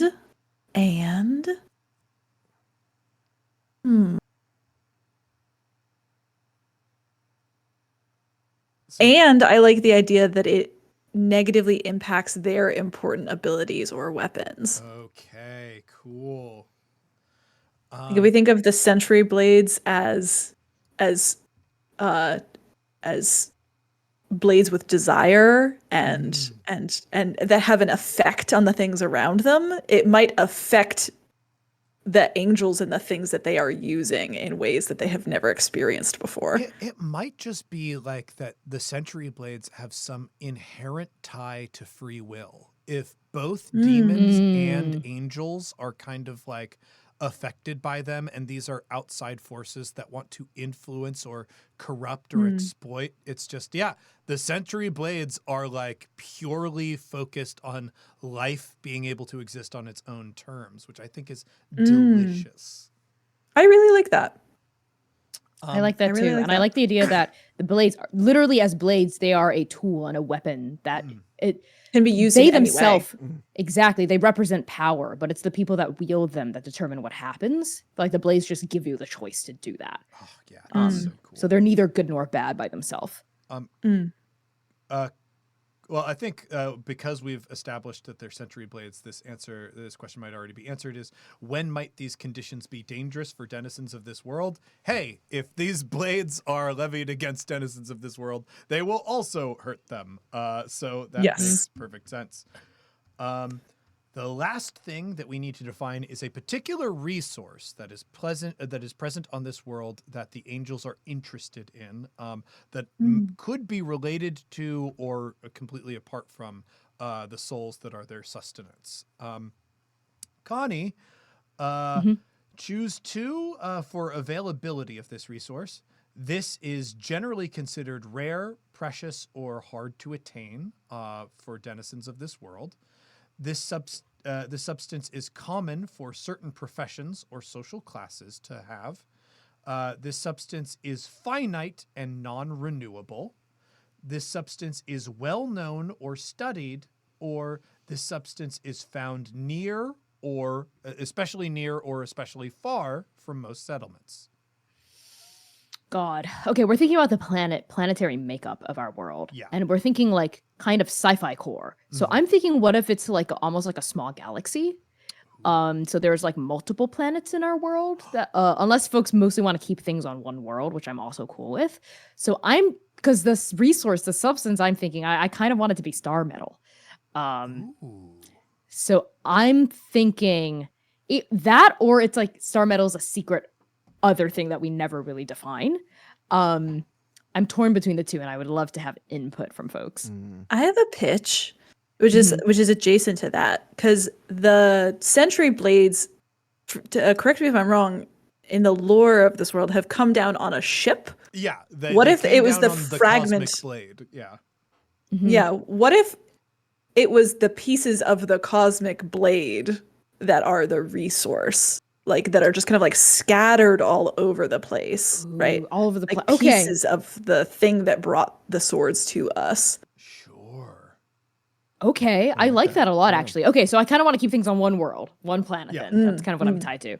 Then I think it is finite and non-renewable because there's only so many pieces of a ship, and I think it is generally considered rare, precious, or hard to attain. Yeah. That makes perfect sense. Then I'm gonna have C choose two of the following here. This substance is considered unstable or toxic, and these are for the properties of the substance. This substance has inherent magical properties. This substance reacts to different stimuli. This substance can easily change between states of matter, and this substance possesses a will or intelligence. Ooh. Ha! Why is world building so much fun? Oh man. Okay. Oh man. I think. God. Damn it. There's. It's so hard. It's so hard to choose. It's really hard. It's really hard to choose. I think I like it reacts to different stimuli. Okay. I find that very compelling and very interesting. And then I am having a lot of trouble deciding whether it has inherent magical properties or whether it possesses a will or intelligence of its own. I have a pitch for you because I think that some of the swords have been set up as possessing, if not like sapience, then a will. What if the ship itself doesn't? It was simply the vehicle for carrying the swords, and that is what kind of distinguishes the pieces of a ship from the different swords that are scattered. Okay, I like that. I do, however, think it's magical. Sure. Mhm. Inherent magical properties. Okay. Drew, Yes. what signs does this substance leave behind when it has been present? I think it's distortions in space time. Ooh. Yeah. I think it it's the stuff and matter at which the angels move by will. It's the same path as that. So we're looking at like distortions in space time. Oh, that's really, really interesting, especially for this whole world to have just been like injected with a bunch of this stuff randomly. Which means that you can it's full space and time, which means that you can walk into one place and come out a completely different one. And Drew, the other question here is, what new terror will the angels be capable of if they amass enough of this resource? Oh gosh. I think they have control of space. Like we've said, they can move by will, they can move by space. They do not have control of time. Oh, Jesus. Uh-oh. I'm afraid. Get the sword ship and use it as a key to unlock time powers. Yeah. Yes. Yeah. And then they can go back to the beginning of time and make everything them. And make everything from the start. Oh no. Hold on. That's bad. Uh-oh. By bad I mean really good. Yeah, That's yeah. terrifying. That's excellent. And it's just like, there's just so many, like, it's convoluted enough, all of these parts together, that this could actually be like an actual anime. Yeah. Like yeah. we think the demons are the people are the bad guys, the demons, the swords, now they're angels. Oh, they're here for colonization. No, they're missionaries. Oh, they want to conquer. Actually, it's about time magic. It's like all of these things coming in, and right? the soul and this and that. Yeah. Yeah. It's Yep, that's yep, very, yep, very yep. good. It's perfect anime. Perfect anime. It's three seasons. That's definitely a 3-season anime. 30 seasons, really. It's like the One Piece equivalent. Oh, it's a One Piece Some equivalent. One Piece stuff now. It's a One Piece. Started in 1995. And it's they're still- actually rebooting the first Yes, episode now. Yeah. They Again, are, yes. Doing a brotherhood situation. Absolutely. Yeah, they're redesigning the Leica character to be more, the human form of the Leica character to be hotter Oh yeah. Absolutely. and even more bangable. What Yeah. is it like? I feel like that's the opposite of what they typically, because it's usually like the 90s version was insane. And they have to pull back a little Well, bit in the That's modern true. day. If we look at the Trigun reboot, right? Oh, like gosh, the animation yeah. style changes, and like you're right, it gets less BDSM-y, Yeah. but like it does get more like sad boy wants to be pegged. Yeah. You're Right, absolutely right. so- It's just to match the sexual tastes of Tumblr today. Yes. So Yes. okay. That Taste of the makes total times, sense. really. The last thing that we define before we play a little bit is we are creating details for the drones and the soldiers within the ranks of the Star Conquerors. Now, I have already, to save us almost no time, made a few choices, but we do have questions here. Each of them has 3 questions, so deliciously, I get to ask one player each a question. And I'm just going to shout out the first question, and whomever wants to answer that one can do it. This is for the drones. What facial feature do drones have too many of? And what feature do they lack entirely? Too many mouths. Too many mouths. Ooh. And no eyes. And no eyes. I was literally just gonna say, Yeah, yep. That's Yep. very cool. The next question is, how do drones carry information to their superiors, and how do they communicate with each other? Oh, I've got a thought. I know I answered the last one too, but what if they had to taste something to know it? And by tasting the information, Oh, that's very good. it would automatically go right to the To source. whoever like immediate. created it, right? Yeah. Mhm. Oh, that's neat. I That's love neat. that. Well, does that mean they need, in order, because like they need to eat a snatch of soul of whatever in order, like I think that means they need like some sort of metaphysical soul in order to like imprint that information onto it. What if they need to eat the entire body of a person Ooh. in order to like fully know it? So like, or like enough pounds of flesh or something. Like I don't know if just a single taste, like a single drop of blood, is enough to like transmit information fully. I might like be, the though. idea that like something that was a vessel for a soul allows them to transmit, because like the idea that like, yeah, they're trying to get souls and collect souls in order to feed the larger angels, but in order to like transmit like, hey, we're ringing the dinner bell, they have to consume like flesh and blood and anything that is that could have been a cage for a soul almost. That's wild and so weird. If left unchecked, how do drones pose a threat to ordinary people? Are they kind of harvesters as well then? It Like, kind of is- feels like that. They have a harvest mentality to them. So left unchecked without orders, they will just begin to harvest things. Yeah, they'll just start eating stuff. Yeah. Yeah, I like that. They're like locusts. Yeah, they Biblical. are they're mouths.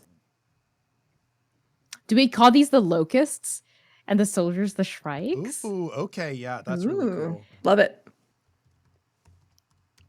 It's very biblical too. Yeah. Yeah, The that's lo- what like I'm the thinking. locusts. Yeah. Yeah. Locusts and shrikes. Okay, we move on to the shrikes. They're just to let you in on. I guess we'll move back to the locusts for a second. The decisions that I made about their abilities. They have the ability binding. Locusts can create material that restricts movement. It can downgrade risk with partial bind or fully restrain someone with 10 escape threshold if it is a full bind. So like they can like cocoon up victims. Their weaknesses are they are vulnerable to star metal, and they are mindless. Drones cannot think for themselves and will only follow specific orders unless they are commanded by a soldier or a lord class, which makes total sense that these angels kind of operate off code, and this is just a smaller version of an angel. Then we come to the Shrikes. Shrike's abilities are Phalanx. As long as there are multiple Shrikes within proximity, they get a bonus to their defense. Infesting, they have the ability to replicate. Given sufficient time and resources, they can create drones, so they can create locusts or other Shrikes. Their weaknesses are arrogant. Soldiers do not see anything but demons as a threat. And of course, they are weak against star metal. We come down to their questions. And once again, I'll just shout these out loud. What signature weapons are used by Shrikes, and how are they similar to weapons that we know and recognize?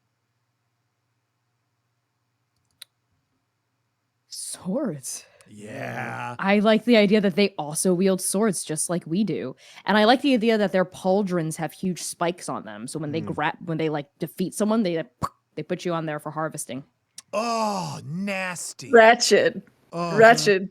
Nasty. Nasty world building. Love it here. That means that a Or shrike. if it would make more sense for lords to have that if they're bigger and more imposing. Well, I mean, figures that's how they against one preserve. another. Maybe both. that's how they pin the soul to the body so that they can transport it towards the lords for processing. Like pinning a butterfly, Yeah. right? Like Yeah. Ugh. Like a fish with a hook. Yeah. Yep. God. Ugh. Ooh. And what makes these weapons strange or exotic? So we know they're swords, but why are they weird?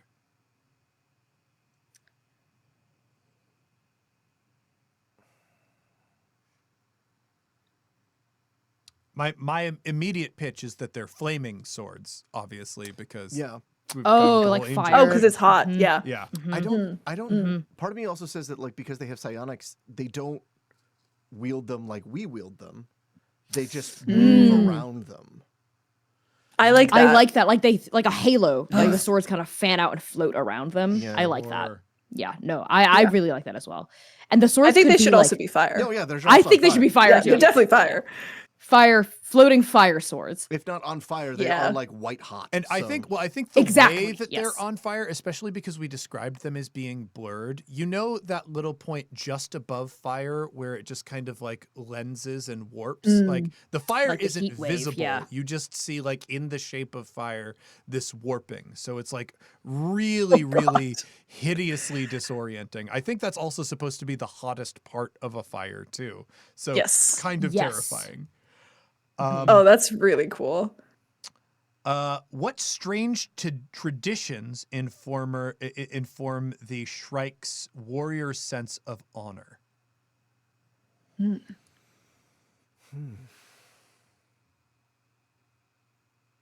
I think they pray before battle. Or- Oh, when it's okay. So I see you also had a thought. I also think it could be interesting if they kill each other if they fail. Oh, Yeah, I cool. love Failure is that. just not tolerated. not tolerated. Yeah. It's not perfect. I feel like that prayer isn't binary. It's like, Prayer's got to be a binary Yeah. for sure. For sure. yeah. Could we do both? Oh yeah. Yeah. That I it's say like yeah. a prayer of perfection. Yeah. I feel like having Prayer of three perfection. traditions. Yeah. Oh, that's so good. Okay.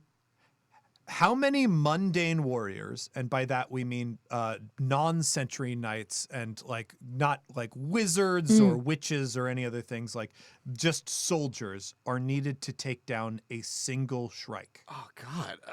Like, that it's a death machine. Like Yeah. 100. Like it's. I was thinking wow. like 50 to like 100. 50 yeah. to 100. Especially if there's not too many of them. Drones, I think, like 10 really dedicated villagers armed to the teeth who have studied drones before could take one down. I agree. But I think like But a Shrike? Yeah. No, a Shrike is like I feel I like think you like almost 50 to need like 100. I was thinking more than that. I was thinking like a small army maybe. a small army to take down a single Shrike. Well, if you think That's that what I like mean. they're just a fan of blades that are Yeah. superheated That and slice just through you. move. It's binary coding you into pieces. Yeah. I guess if Yeah. you don't have like, I guess if they had like a star metal weapon of some kind or whatever, like that might turn the thing, but like it would Turn probably the be tide, a difficult yeah. form. And it's like, why? Oh, we need a Century Knight yesterday Yeah. to deal with these problems. Yes. Yeah, I'm thinking Yes. about like thinking about House of the Dragon, like it's like having a dragon on the bat. Like, what are you even supposed to do if you're just a guy with a normal sword? Yeah, there's Sure. nothing you can Yeah. do. You There's can't even nothing. parry their swords because they'll cut through your sword and then cut your head off. You know, because Yeah. it's so hot. Yeah, all you can Yeah. do is run. Like, Yeah. I mean, Yeah. you can No, we're on the same distract page. while other people run is basically the only thing soldier. Yeah. Or an Yeah, you need ordinary a Century warrior can blade do. to really take it on. Yeah. or star metal in You some need, way. or like, Yep, you or know, star assuming metal. that there are magicians or something. Like there are other things Yes, that could exist yes. within this world, but we don't know Yeah. about them. And Yeah. folks, we have just completed the world building that we will need to actually play this game.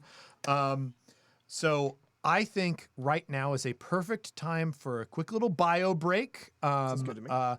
So stick to this same channel. We'll be back in about 5 to 10 minutes while we go prepare ourselves to face the Star Conquerors.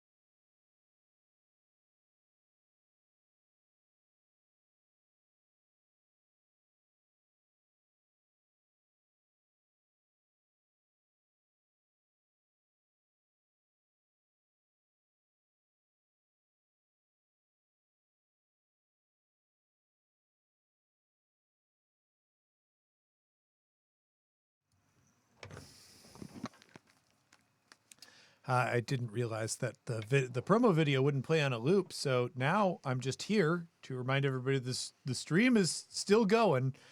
You're not staring at a blank screen. We'll be back. So yeah, we'll be back. I'm just gonna try and play that freaking video again.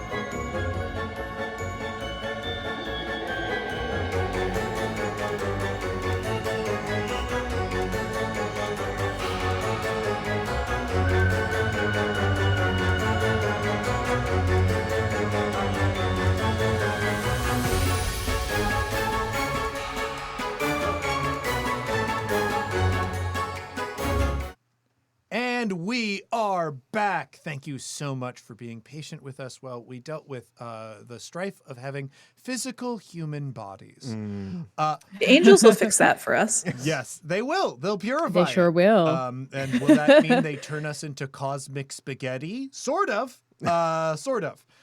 Spaghetti. Before we get into spaghettifying our immortal souls, I wanted to remind everybody that we are here for One Shot Toberfest. What is One Shot Toberfest? It's a celebration of the fact that capitalism compels us to acquire resources in order to make art, because the price of making art is time, and we need to justify that time because some of us have human 2-year-olds that require us to look after them. We produce a lot of really cool art here on the One Shot Network. We do Skyjack's Courier's Call, an all ages actual play. If you want to introduce the love of gaming to someone small in your life, I highly recommend that. We've got One Shot, the podcast that explores as many different role-playing systems as possible in really, really entertaining ways. We've got Campaign Skyjacks, the anti-colonial sky pirate game inspired by the music of the Decemberists. There's a lot of weird stuff that can only exist because folks like you support it. Particularly, we hope that you support us by going to patreon.com/oneshotpodcast and signing up to give us an amount of money every month. That allows us to budget what we can produce. And having a strong Patreon allows us not only to keep bringing you the shows that you love, but experiment, uplift other shows that join the network and create new and interesting things, very much like this system that we're playing right now. All of that can be created when we have the space to look at our time and decide what we want to do with it. And even if you cannot support us financially, just heading over to sign up for the Patreon to be a free member also helps us so that we can contact our audience when we want to tell you about something exciting that we're doing. So please take time, head over on Patreon and sign up. It helps me, it helps Drew, it helps everybody on the network in many different ways, including dozens of invisible people that are responsible for bringing you the shows that you listen to every week. One of the major organizers of this fundraiser of this Patreon drive was Tracy Barnett, who is a project manager at the One Shot Network.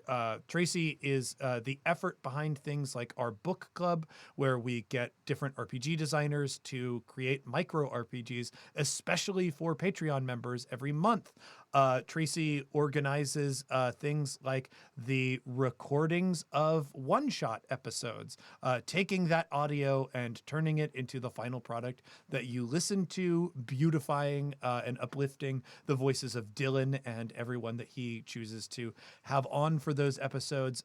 There's so much work that goes into making what we're making, and really, we can only ethically keep doing that if we compensate people for their time. I'm the only person who can opt out of compensation. And even I don't want to do that. It is unideal for me to do that. So once again, please head over to patreon.com/oneshotpodcast and consider signing up. I also want to take some time to highlight the Transplanar Network. We are here with Connie and C, who are also doing amazing things. If you like what we do on One Shot, and you want more actual play with really entertaining and engaging performers, with really great production value, and with themes that are like, I feel like there's a spiritual connection between the themes of a lot of what we do here in One Shot and what the folks over at Transplanar do. I think, as it will be revealed in the Ultimate RPG podcast, I think they do more groundwork on a lot of the things that they do, and I deeply, deeply admire what they do. But I feel like, generally speaking, if you like our stuff, you will like their stuff, and highly recommend that you go check it out.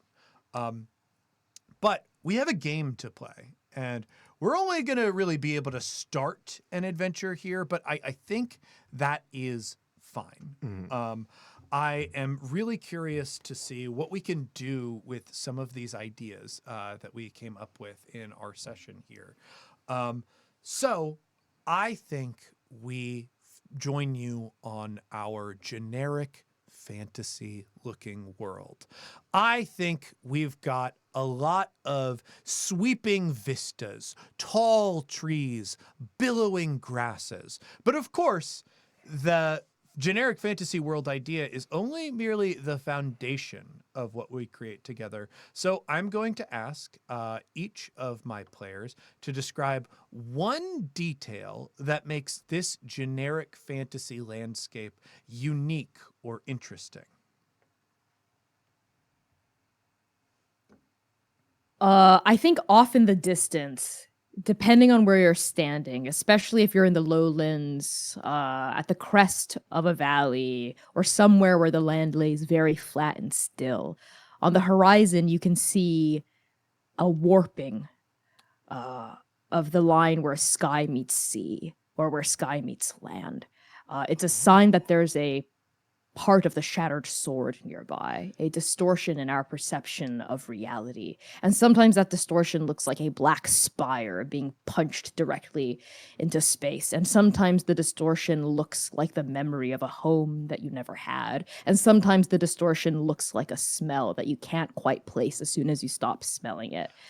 But these little pockets of strangeness are everywhere in this realm. And people have learned at this point to keep well away from and leave those spaces well alone. I love that. I love especially like the mirage effect that you kind of seeded into that it challenges your perceptions. And it's also got that, what is it? Synesthetic quality of it looks like a smell somehow.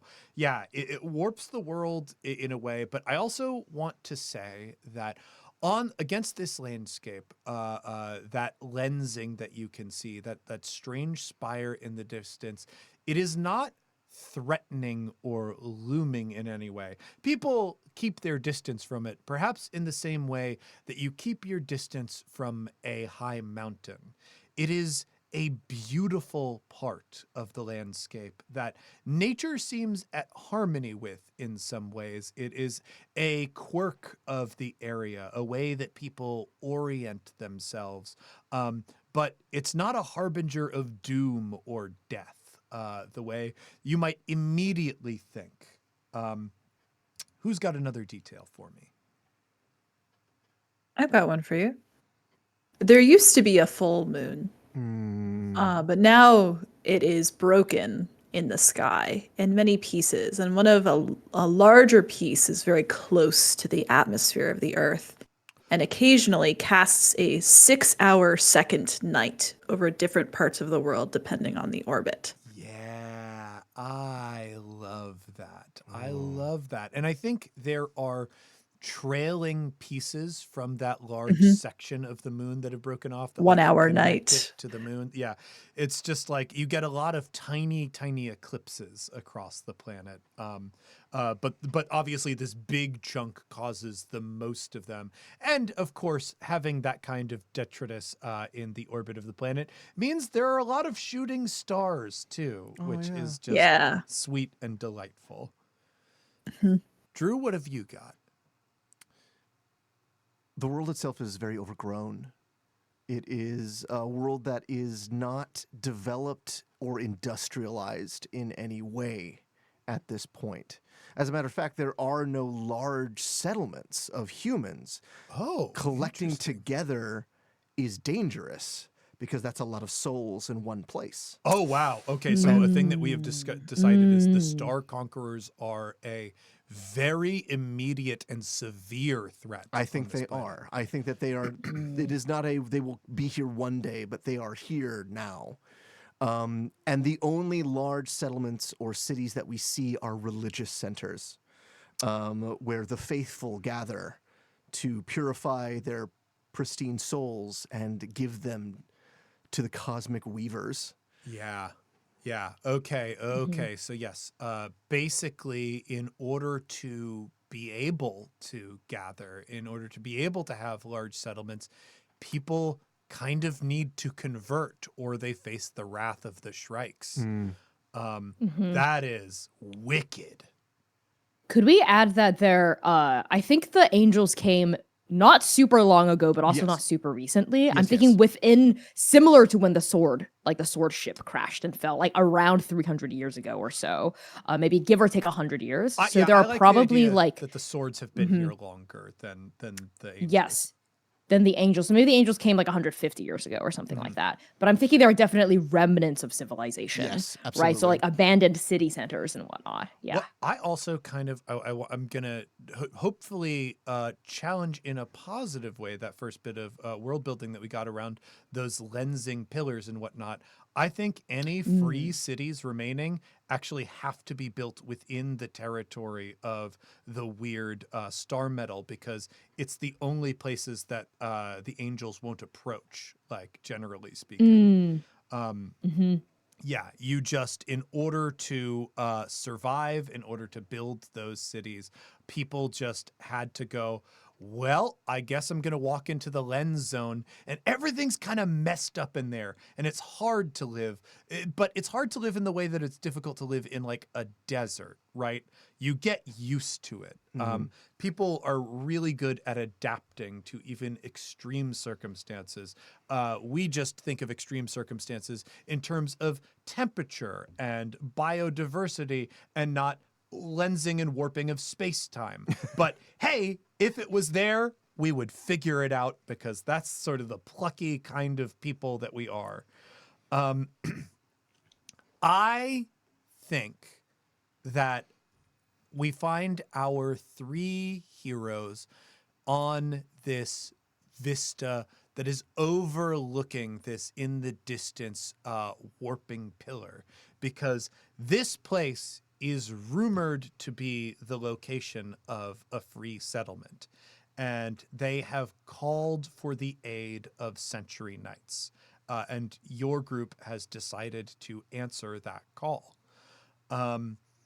I want to know who is like your leader, more or less, in your group. Like, who? Because I feel like there is arguments that a lot of different ones of you could call the shots. I go ahead, see. Hear me out. I do have to wonder if I have yet revealed the fact that I am a dog. I don't think so. I very much like the idea that I'm still playing the role of the hero, Sure. oddly. So you just put Then on my that character face would and defer never to you. took it off. Yeah. Yeah. For a while. The vice that I learned in my feat, acquiring a vice, the vice of lying. I learned how to lie. Sure. Dogs can't lie. Yeah. I learned how to lie. And I've been lying about my identity. Your poor little doggy soul. Of course, of course. So yeah, it is this suit of armor, and this tired-looking soldier flanking the chosen one. I am now going to ask. I really want to know. See, what does the chosen one look like, or what did your master, the chosen one, look like? They are a handsome butch person. I think they, he, she pronouns. They used to have a very, very cleanly cut, kind of long hair in the back, shaved on the sides that they would sometimes braid, that they would sometimes pull up, which has gotten shaggier. There's like dark brown hair, light white skin, and these warm green gray eyes. Smattering of freckles and an old scar down their cheek from a battle they once won against a terrible tyrant. Perhaps an angel a long time ago. One of the, a shrike, a scar from a shrike where it just grazed them. Damn. And yeah, they wear this, I think a kind of like humble hero's garb. Like short half cape that's a little tattered at the end, some simple dark iron armor over, I think, this warm burgundy or dark purple robes and trousers. They have this heavy brow, this fierce smile, and an attentive, warm expression. Ooh. And I guess standing at a similar height next to this character must be the armor that they once wore. Drew, could you please describe what your character looks like? I feel as if the armor of the Chosen One was magical in nature to begin with. It is not made of star metal, but it is made to emulate star metal. Is it like an alloy? It might be. It might be a star metal alloy. Could have like an inlay even. Yeah. There's a lot of beautiful scroll work and acid etching on the metal itself. It is a work of art that is meant to be seen from a distance and say, there's the Chosen One. They are who I will follow into battle. And it is it's anime ass pauldrons, big pauldrons, and it's an armor that I think is a little bigger than the hero themselves. As in, like, it's almost like a hard suit mech in that way. So like it's a little bit taller. It's maybe a foot or two taller than the hero themselves. I love it. There is the helmet that is on it is swept back and beautiful. It's very angular, and it almost is made in mockery of the angels themselves. But we see, as we look at this armor that is standing there poised very regally, shoulders back, that we see that this suit of armor is empty. There is nothing on the inside of it that would give anything. And as it moves hollowy. It moves with a hollow step. And there is a brilliant blue light that shines where the eyes would be, and two ice blue pinpricks that show that there is something inside that is not human. Oh, I love it. And Connie, please, next to these, like, kind of wild and heroic and bright-eyed looking characters, please describe your tired soldier. Yeah, next to these this beautiful angelic suit of armor, this smiling hero Chosen One is a sad sack of shit. Chongjan has this overgrown white hair that kind of shags in front of their eyes, and the roots of their hair on the sides are black, but not for much longer. Everything else is white. It doesn't look very well kept, but they're wearing it in almost a kind of alluring way, like they can drag you into their sadness and hold you there under the water. They're wearing this kind of poncho, like over their shoulders, that kind of gives them a very like broad looking silhouette, and the poncho like dips down sharply at an angle to conceal most of their right arm. But what you do see of their right arm poking out from the ragged ends of the poncho are what look to be like skeletal fingers instead of like a flesh hand. Their left arm, however, is mostly covered by a kind of leather and a little bit of iron, but mostly leather, kind of like arm guard, you know what I mean? And a kind of just a single pauldron also made of hardened leather. If I were to describe their dress overall, it would be kind of a very martial leaning rogue look. So not a lot of hard metal, no plate at all. The most is probably padded cloth, leather work, and a little bit of chain. And they have these like, all of their joints allow for a big freedom of movement, and they look like they could snap to action at any moment. They glance up briefly, and through the shag of their hair, you see these like washed out pale eyes that just looking at them, you get the feeling they weren't born with eyes like this. It looked like someone took an eyedropper and just drained out all of the color from their eyes. So they used to be a very vibrant black, but they're a faded gray, and it doesn't look natural. With a little glimmer of blue, which will flare into action when they activate their winter powers, of course, because of anime. Of course, because of anime. But other than that, I think pronouns for this character, they, she. They are definitely not nearly as imposing as the hero or their suit of armor, which I need to ask, how tall is the hero? Because the suit of armor is like a foot taller than that. Oh, 5'11" maybe? Oh, wow. So barely scraping, just almost at 6 feet. Okay, then Chongjan is probably like, honestly, 5'6", 5'7" at most. They don't look very imposing, but they do exude a kind of aura of like standoffishness. You would think twice, unless you were really drunk. You'd think twice before screwing with them. All right. When you received like word that this settlement, this free city or free whatever, we really don't know how large it is, was asking for aid, like how did it come to you? Was it a person who sought you out? Was it a letter of some kind? I have a pitch, unless other folks have like a strong No, idea. please. I think maybe it was the demonic liaison that Chongjan sometimes interacts with. I'm trying to think if the two of you have met this liaison before, / if you know of their relationship to Chongjan, which boils down to how long have we been traveling together, do y'all think? Oh, that's so interesting. I would say, let's say it's recent. Let's say it's recent. Yeah. Okay. Within the last like 2-3 months. Yeah. Okay. So we've done like maybe an adventure together. Okay. Yep.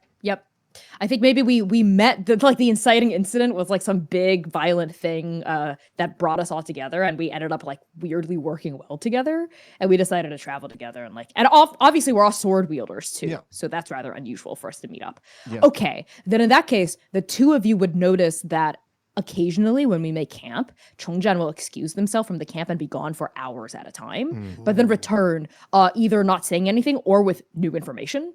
And they would not explain where they got it from. So this would be like they randomly came back maybe like half a week ago, being like, there's a village nearby that needs our help. And like would not explain on their own, but might offer some like bullshit reason for how they know if pressed. Okay, I like it. okay. I like that. So yeah, I think we flash back quickly, and we see the demon liaison that Shungjan is it I'm Chongjan, I can put the phonetics in the chat for us. sure, yes.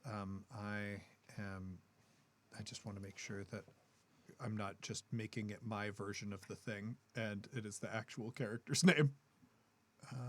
Yeah, so the pronunciation is kind of like Chong, like Chong.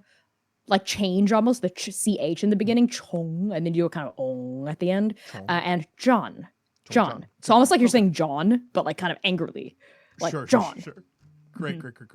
Okay. Mm-hmm. That is perfect. So yeah, Chongjan is, I think, like, I really like this happening. The demons can only come out or interact under an eclipse or under like when the sun is not present. When it's cold. Yeah. Yeah, that's good. So, and this particular demon, I kind of feel like, does anybody know what sea ice looks like? So there is ice of an iceberg, which is, this kind of like light blue because light is shining through it. However, there is on icebergs a special layer of ice that can form that only forms underwater, meaning there is no air in it. So there's nothing that gives it that blue hue. Instead, it's kind of like a dark green, like almost an emerald. So I think it is this strange, like liquidy being that has like this emerald hue to its flesh. And I think it's like very attractive. I think it has like milk white eyes and an easy smile, but everything about it is darkness and shadows. It goes, "Oh, my dear friend, I am so glad that you have companions traveling with you now. It makes it so much more useful and so much easier for you to pay your debts back. Just means to an end. Nothing more. What do you want? I want what you want. I want to see your missions fulfilled, and I know that you burn for peace. I can feel it. So I'm very excited to tell you that you have an opportunity to create peace. Not far from here, there is a fragment of star metal. Obviously, my kind cannot approach it. It's also quite exposed to the light of the sun. Many, many reasons that we cannot reinforce the efforts of the free people inside, but I'm so happy to tell you there are free people inside. It is one of the liberated settlements, one of the few places that does not worship the angels. They are being blockaded by the conquerors, and there is suspicion that the conquerors are close to finding a way to wipe them out without an invasion, which, of course, would be impossible. They need protection. All right. What's your cut out of it? Let's say that having a free settlement benefits us all. Okay. Any conditions of success? Stipulations? I need it to be not just that the blockade has fallen, but most important is that there be no risk that the city or settlement is destroyed. And, perhaps to make your job more difficult, the settlement cannot be moved. It must stay where it is. You must mount a true defense for these folk. Understood. Anything else? That is all for now. You relax. There's no need to be so worried.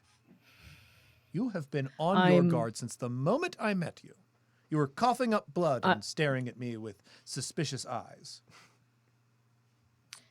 I am completely relaxed, Rhyme. Can't you see? Well, let's be generous and say that I do. Any response from the from your boss about my request? Oh, you make so many requests of me. Remind me again what it was you were after. The blade. It's getting louder. Harder for me to. I have perfect control over it. Don't get me wrong here. But it's getting loud. Oh, yes. He did mention something that might help you. When the blade gets loud, it is singing for its dinner. You need to feed it. Chaos. Just a little. Fine. There. And Chongjan does what they always do when they're ready to stop talking with you, which is they stand up from whatever tree stump they've like sat down on, and they just kind of like swing their arms almost a little awkwardly underneath the poncho. Are we done here? And I think, like, basically as you stand up, disintegrating into, it's mist. It's like when you breathe out. It is just like cold air hitting warm air. There's just a fog that rolls away. And not for the first time, and not for the last time, as this demon dissipates into this cold mist that can make any human shiver within their own skin. Chongjan wishes they could feel how cold it was. Oh, heartbreaking. I love it. So Chongjan, you have like your orders. You can see in the distance the place that is likely holding this city or hosting this city. So now we can bring you towards how rolling and actions work in this game. Basically, there are 2 dice. There are risk dice and impact dice. You have the larger risk you take, the greater impact you can have, and vice versa. The lower your risk is, the less impactful the things you do will be. This is under the rolling guide on your character sheet. So, in the middle, if you roll a D8, you'll be able to have a D10 of impact. But it goes all the way to a D4 of risk, giving you a D20 of impact, and vice versa. So that is whenever you take any kind of action, whether it is in combat or out of combat, those will be the dice that we're dealing with to see if you are successful, and to see how much your success impacts the world around you. Your goal is pretty open. You know that there is a blockade. You know that there are people inside the settlement, and you know that the angels are working on some way to destroy the settlement. What do you do? Can we establish the settlement to see what it looks like? Well, you're not in there Oh, we're yet, not there but yet? you Okay. will be able to, should you reach it. All right, let's get there then. I think up on this rise, Leica is, as always, bouncing from foot to foot, kind of shifting back and forth. This kind of new kinesthetic energy that they have after returning from space. And they just kind of are shifting back and forth, ready to start the day, ready to get going. It's been a while since we've taken a good walk, right? So I'm really excited to get going. Oh, man. It'll probably take us all day to walk there, right? We'll just be walking all day. I can't wait. If that is thy wish, chosen one, we shall walk Oh, yeah. all day. Oh, totally.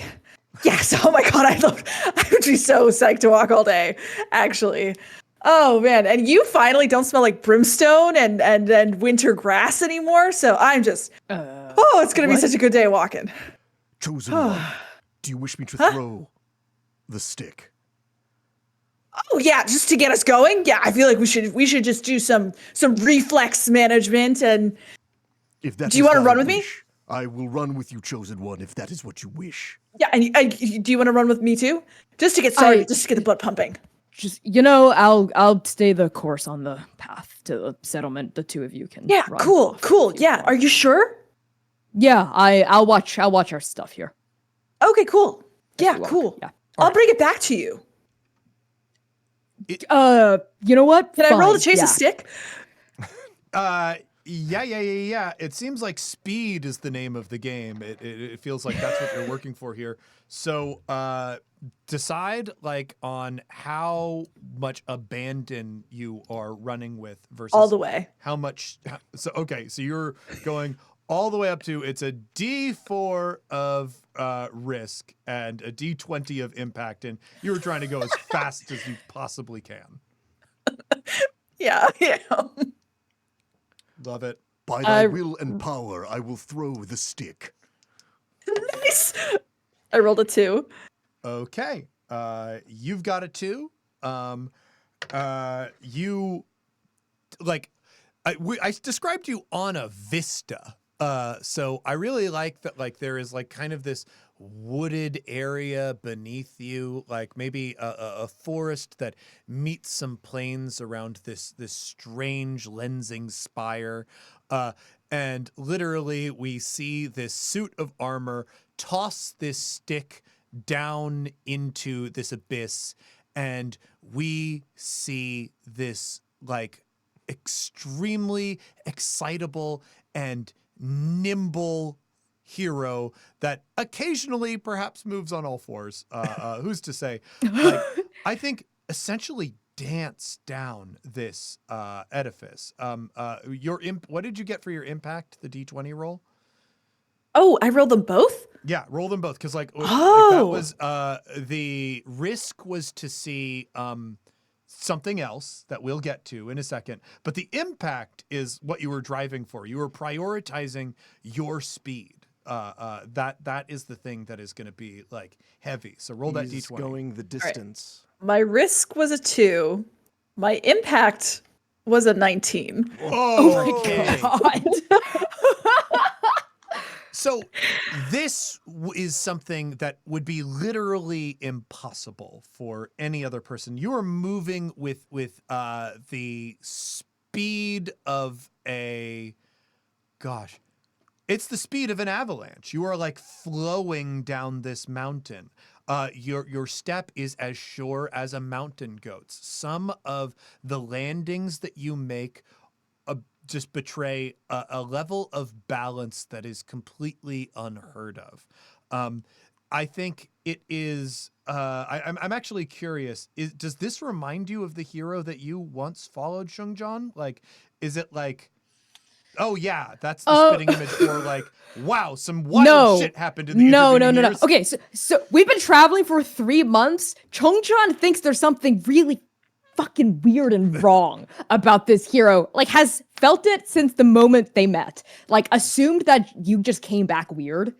But every now and then, you will seem really bestial. You'll seem really animalistic in a way. And this just sears it into Chongjan's mind. They're at the edge of this, like, ravine, this cliff that you've, like, hurtled down the face of. And they go, just be careful. Do not worry, soldier. They will be fine. They are, indeed, the chosen one. Well, yes, of course. And I swore a pledge of fealty back when you... How do the two of you, so do we know you're a suit of armor above the table? Oh, absolutely. Absolutely. Okay, I do not okay. think I'm capable of lying. Like, Okay. I think the moment you're Back like, when wait, you were... Yeah. Yep. Back when you were on the Chosen One, remind me why you don't fully enclose them anymore? It's weird. Okay. There is a boundary to be had. Oh, I am an okay. I am So, like a... I'm an entity of my own. It'd be strange to have the hero inside me. It's we don't have to literally talk. weird. Yeah, it's literally Right. Yeah. weird. We don't. We don't. Yeah. We can move on. We can- tried it let's- once. It didn't work. Deeply What? intimate. Oh. It's a deeply intimate moment that I'm still processing and not quite. All right. You don't have to. I'm not. I'm happy to talk about it if you wish me to. Have you thought about journaling? No. I just here. I Why could don't you write journal. about this? I could write and don't this. Shall I carry you Talk down? to me. I know. You know what? Fine. It's a shortcut anyway. Well, yeah. Weirdly enough. The armor definitely princess carries you down. Hang on. Fine. All right.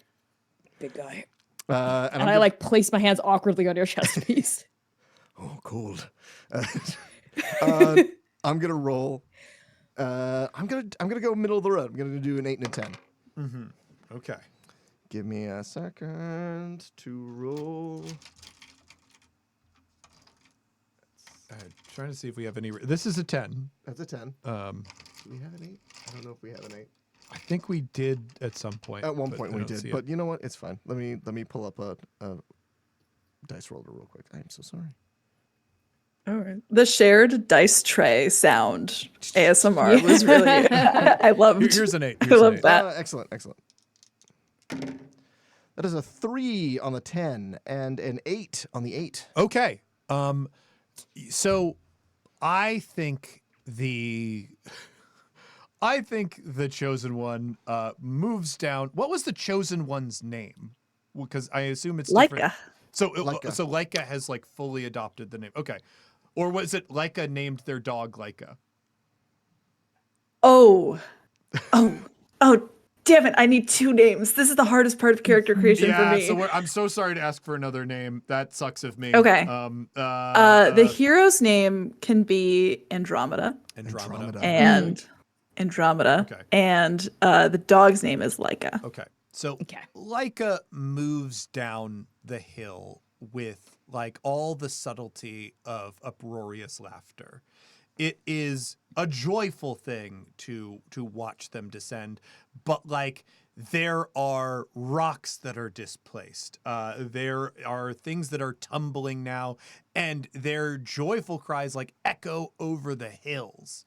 Our armor here, which the armor's name, He just goes by the armor. the armor. Oh, easy. The armor descends the mountain with speed, perhaps less grace, but definitely more subtly.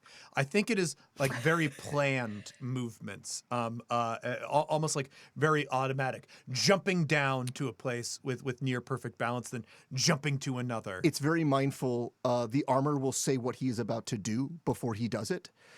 He'll land and go, hang on, I will jump to that other ledge. 1, Yep. 2, Okay. Yeah, you 3, don't always and have then to. Yeah. All right. We have landed upon the ledge. There is another one just below us. I will jump to that one. 1, 2, All right. Yep. 3. All right. 3, and we. All right, there's one more. Hang on. Okay. We will do a 5 count. 1, 2. All right. You don't 3, necessarily have to. Is it really going to 4, be that long? 5. You're kind of selling this. You're setting this up to be really intense, and I'm not sure if it's gonna. Okay.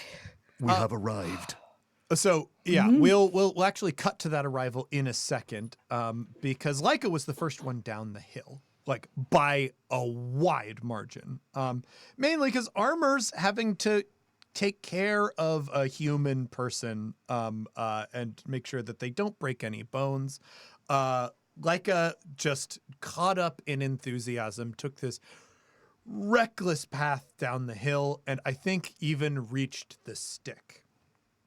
But of course, we had a risk Yes. roll as part of that, like tremendous impact roll. What sound does one associate with the locusts? Oh, a chattering, Yeah. Yeah. the clicking talk. of teeth. Yeah. Yeah, I think it is the steely clicks of the random bits of blade that make up the body of a locust, like ticking together. It's almost like a clock, a truly horrible clock. You, like, as soon as you get down, like, I think, having that history as a dog, like, you notice I don't hear the sounds of the animals that I should be hearing the sounds of. There is too much silence here, and then clicking. So your risk was you didn't move down subtly enough. You were detected immediately, and the locusts, as part of this blockade, are swarming to find you. And because you moved down so much more quickly than your companions, there is going to be a round before your companions get here. However, you were so fast. Like, you hear them in the distance. You know they're going to be coming. You do have time to prepare. So I'm going to give you a round C. What do you do to prepare? Oh, fascinating. Leica still wearing the body of their chosen hero. Kind of, they get down to the stick, they lunge for it with their mouth before realizing and remembering that they need to use their human hand, all 5 digits, to grab. And they grab in a victory pose, like they're raising a heroic heavenly sword up to the sky. They raise the stick. I've got it! And then the silence falls behind them as the armor is taking time to get down.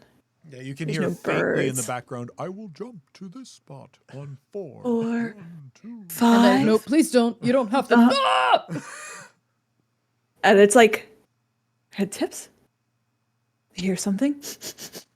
They smell the air first before looking. What do the angels smell like? Ooh, they smell like blood in the gums. It's like, you know how when you go to the dentist and there's blood in there? Mm-hmm. It smells like that. Yeah. That's what they smell like. And hot metal. Hot metal and bloody gums. Yeah, it's unmistakable. You have absolutely faced angels before. The instinct to bark overwhelms Leica for a moment, and they go, "Ah, ah!" But the sound doesn't sound right in their human throat, and they can feel their fur. They can feel their fur, which is hair now, rising on impact as they bare their teeth. They bark. They remember how to be a good boy now, and what they need to do. And I think they take the stick fetch instinct still happening, and they've barked an alarm. Step 1 complete. Step 2 is to get back to regroup with their friends, with their companions. Okay. So they want to regroup. So are you basically trying to lower the amount of time between when your companions will arrive and when you will make contact with the drones? Is what I'm understanding. Yes. Okay. Potentially even leading. I'm imagining they're inadvertently leading some of the drones to our friends here, Sure. but pulling them away potentially from the blockade. Yeah. I think that makes sense. How do you want to split your risk and impact? Oh, let's do right down the middle as well. This is a simple case of running away from the danger before it arrives at me. Mm-hmm. So I'm gonna risk D8, impact D10. Okay. And the D10 was a 3. The D8 was a 5. Okay.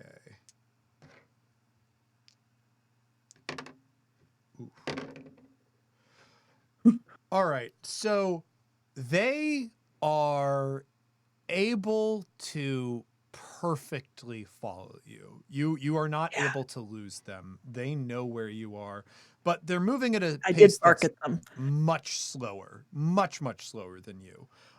So I think what this is going to do is basically you will be able to meet your companions as soon as they get to the bottom of the hill, perhaps even shout a warning, but then you are going to be surrounded by locusts. Sounds good to me.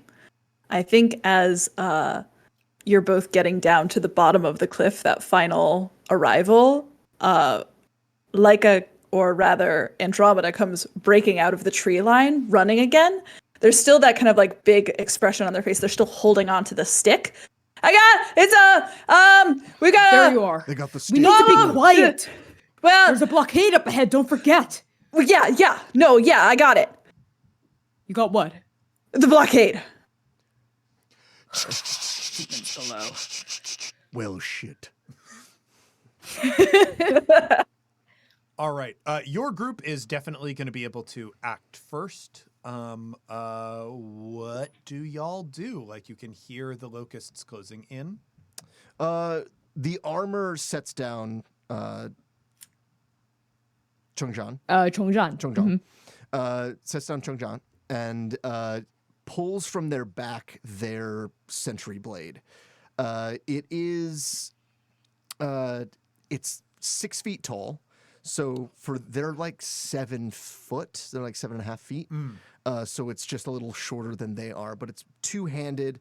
But it's only about 3 fingers width of steel on it. It's not a huge fantasy Buster Sword ass thing.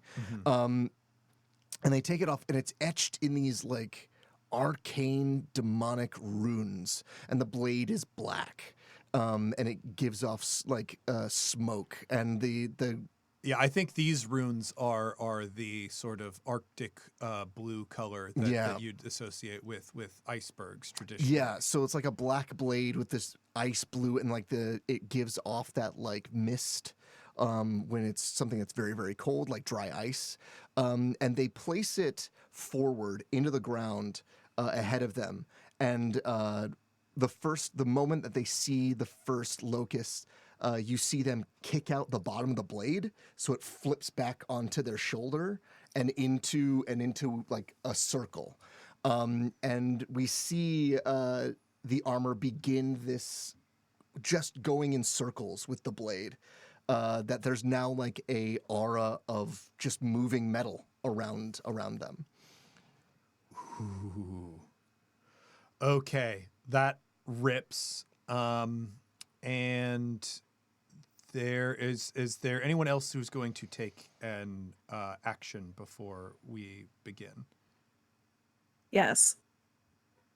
Strangely, Chongzhan, this thing has been happening every time we've been in battle, where instead of being the person who gives direction, instead of being the chosen hero who knows exactly where everyone should stand, Andromeda turns and looks at you with these big, open, empty, wide eyes that are clearly asking you to give them direction.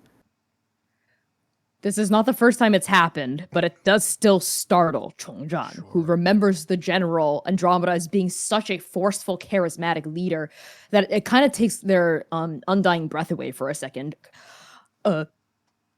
Sir, if you wouldn't mind just drawing their attention and setting me up. Got it. And as though that is the single thing that has clicked into their mind. Okay, here we go. And Leica turns and I think also just kind of like flourishes out from underneath the stick. Like the stick kind of twists, turns, they push it under and pull it out again. And a jagged piece of star metal, the cursed blade, the blade of destruction, the blade of broken stars, as it is now called, because as it comes out, it is metal that is the lover of void. It is not the void itself, but it is the light reflected around the edge of a black hole. It is the place where light dies. It is not darkness. And this blade of tempered void gives way to shattered pieces of starlight itself. And these chunks of broken metal hanging off of it that float in the air as though it could still be wielded, connected by strings of constellation lights between them that bind it. And it hums and it vibrates and it hungers. And I would happily charge directly into the fray to make a distraction from my good friend. All right. I think kind of surrounding you on all sides, you can see 6 locusts peek their horrible questing mouths through the underbrush of the wood. They are extremely noticeable, mainly because they add a blurry quality and like a shining quality. They catch the light in the worst possible ways, making it so it is impossible to ignore their steely mouths.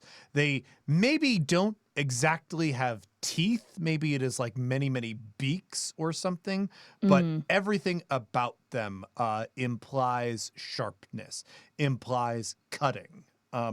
They click forward, and there is just like that awful mechanical trill that makes up. It's not their language because they really don't have the minds for that, but it must have something to do with their navigation. Well, they are eyeless. And see, you said that you were going to charge forward, so make your impact and risk roll on that. Okay. I think what I'm deciding about Leica, whose desires chaos innately, is that they never do anything halfway. So I'm going D4 and D20 again. Jesus. I love this. Okay. I don't I think they don't know love- how to do anything in half Yeah. I measures. love it. Yeah, It's sure. all or nothing. So my D20 is a 13, and my D4 is a 3. A 3? That is enough. You reach one of these locusts and just absolutely obliterate it beyond all recognition. Describe for me how star metal wrought directly against a locust just absolutely fucks it up. The moment right before a sunrise, you know how there are these anomalies that can happen? The green flash of light across the whole sky. It's like that. It's like the moment that the sun peaks over the horizon. There is a perihelion of light that rings through time, space, and sound that just that cuts. But cut is the wrong word because cut implies something clean. This is annihilation. On a cosmic scale. This is void eating light, eating fire. This is an encapsulation of why star metal poses such a problem to the angels. I think you expect this watching it to make a larger sound than it does. You can see the fragments that explode off of this creature as it dissipates, but it is if the star metal blade eats the sound, takes the light as well. And there is, I think, almost nothing left that even implied a locust was there. Can we say that when locusts die by normal means, like even if they do die, like they go back to the angel that made them, unless they were slain by star metal. Yes. Like star metal actually removes that piece from the greater code of the angel, which like is the closest thing to death they can experience. Which I love because that means like both angels and demons being vulnerable to star metal don't have they like literally can't interact with the thing that permanently destroys them. Yeah. Which makes their war extremely problematic. I love that. Or one thing that makes their war problematic. War's always kind of problematic. That's true. So Laika has definitely drawn the attention of the locusts with this. And I am going to say that is opening up a like the opportunity that Changjan was looking for. Yes. With the armor swirling and becoming a literal circle of slicing death, and with Laika drawing the attention Chongjan throws their poncho back as they throw their right arm out, and we see that at the elbow, the flesh becomes skeleton as their prosthetic. It's as though like all the flesh, tendon, muscle, bone, and blood has been stripped away from the arm, like down past the elbow, and the segmentation that joins these two pieces is like a bunch of jagged teeth. Like the skeleton part of her wants to eat the flesh part of her, like kind of throws her arm out in like a violent single motion, like she's trying to knock someone out who's invisible right next to her, and exploding out of the skeletal part, actually exploding out of the flesh part of her, like ripping out. And we realize that it's not just the prosthetic up to here. The prosthetic is actually the entire arm, but the flesh was also part of the prosthetic. Is a huge fucking blade. It comes out and it rips forward like a single talon on one of Wolverine's claws. And there's a handle that effortlessly melds into her skeletal fingers that she grabs onto.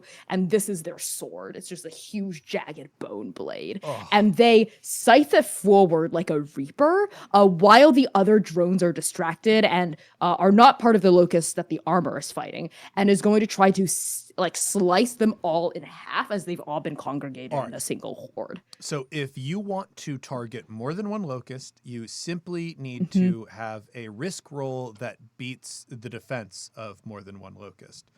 So decide how many you're going to target and roll it up.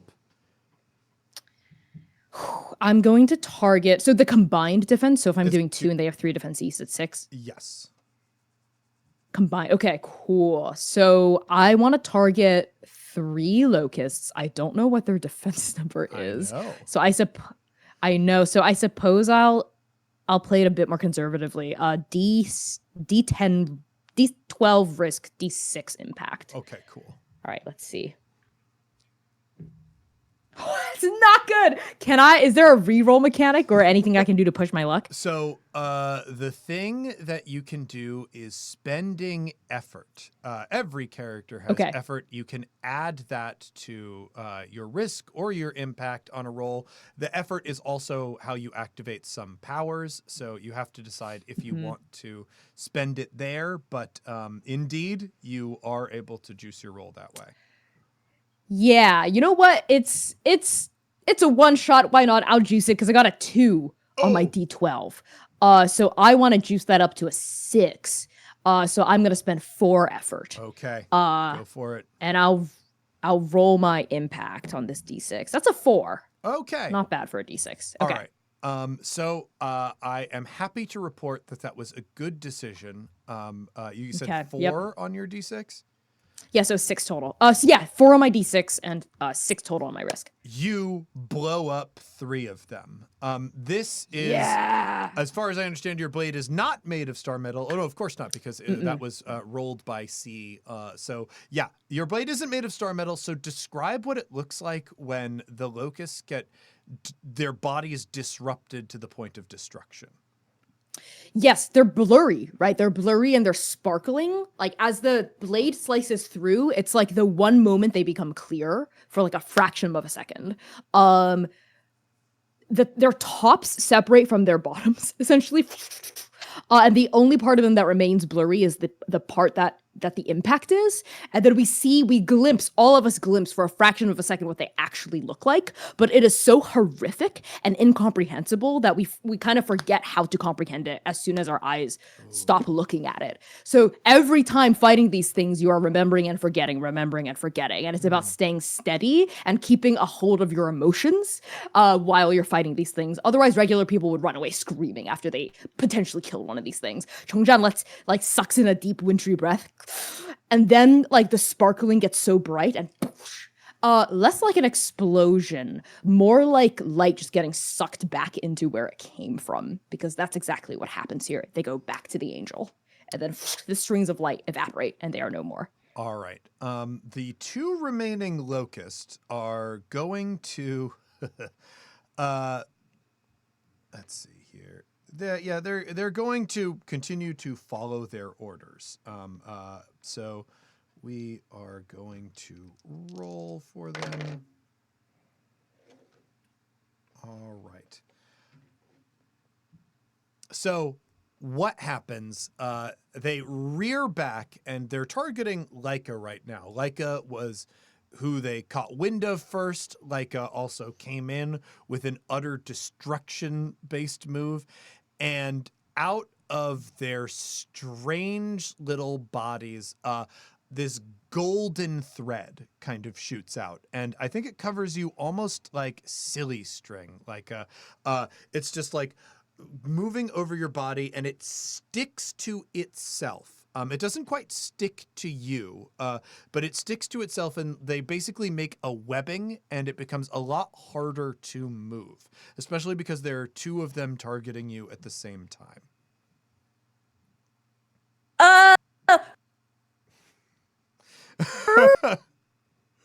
I like how it Your seems mic Discord cut didn't off. Like that. Yeah. Yeah, yeah, but I can see the performance. Yeah. I was wailing armor and then started to howl. Oh my god, that's so good. Yeah. And I feel like we can even see the way Leica reacts like a dog who a dog catcher has like put one of those loops around their neck. It's just like slipping and trying to run, but like you're bound down. It's not that it's impossible for you to do things. You're not fully restrained, but everything is disrupted by this. They're trying very hard to incapacitate you. Being targeted by 2 at once, it is now at the point where you would be impaired. You'll basically downgrade any risk die that you're using by 1, which also affects like the maximum impact that you can have too. Like when you put boots on a dog and they start moving weird because they're really upset about the concept. It's not that they can't walk around with their little boots on. It's that they are they're like, I can't do it. Leica behaves, I think, the same way up with this stuff. They're like, doing like worming about it. That is, and they great. call for the aid of the armor. Armor. There are 2 of these things left. What do you do? Chosen one, do not worry, I am coming. We see the armor wade into the 2 locusts to go and destroy them, so they are no longer attacking the chosen one. I'm